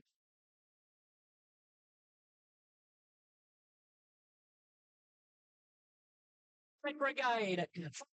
Well, he was outstanding, wasn't he? Jimmy Choo, he paid $5 maxi div, $4.60 starting price. Retrieve was brave. I imagine, well, trip fitter. Spoke to Karen McAvoy after the race. He might be ridden a little quieter next time. Shamrocker, the filly. Well, there's the decision to be made. You take on the Derby or you drop back against the fillies in the Oaks. They ran 205.3. Good at home. Jimmy Choo, impressive. I know Retrieve had to do that little bit of work, but and I was on him. He did have his, he had a nice time in front. I agree. I think it would have been lovely for him to set off 1, but when you draw an awkward barrier, you've got to make the decision to go forward. Kieran did that. He got to the front pretty comfortably, I thought. I think maybe Kieran thought like I did, Light Brigade would kick up, he'd sit probably a length off him. But when Light Brigade was half kind of and ahhing, Kieran took the initiative. I'm not knocking the ride, and I was on him. He had his chance to win. I was surprised that Jimmy Choo was able to run him down. I just think it, and I was in awe of Jimmy Choo. He was outstanding to run that closing sectional 34.7 on that type of track at the end of a mile and a quarter.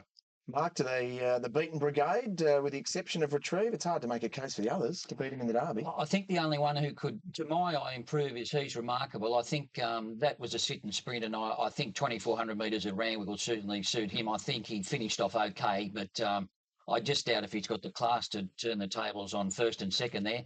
I agree. I think Retrieve was written to suit the circumstances. But Jimmy Choo, I didn't think he could possibly run that leader down calling the race, and he just exploded. The other one, just quickly, Richo. John Barry himself, a wonderful horseman, ex-professional polo player. He's only in his 3rd season of training. And what about the ride of Jonathan Riddell? Beautiful, patient ride from Jonathan, an ex-jumps jockey. Yeah, look, you can't pour enough credit on horse and jockey because this man, John Barry, obviously is a good horseman to keep this horse up as long as he has. It's been up since last September. He gives him a run every month and he keeps delivering the goods. And the association Riddell has had with him, look, he's ridden him in 17, I think he's 15 of his 17 starts he's ridden him. So he knows the horse like the back of his hand. And he rode him absolutely beautifully here.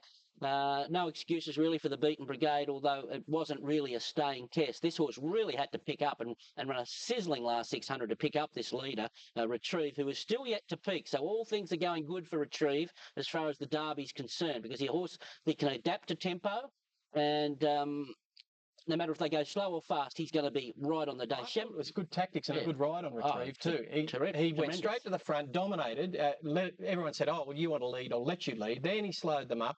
The horse kicked really hard in the straight and was going to be a big job for Jimmy Choo to run him down. And the horse did a big job to run him down. So I agree with you. Beautiful ride from Riddell. He just parked him where he was close enough. If they went slow, he was close enough.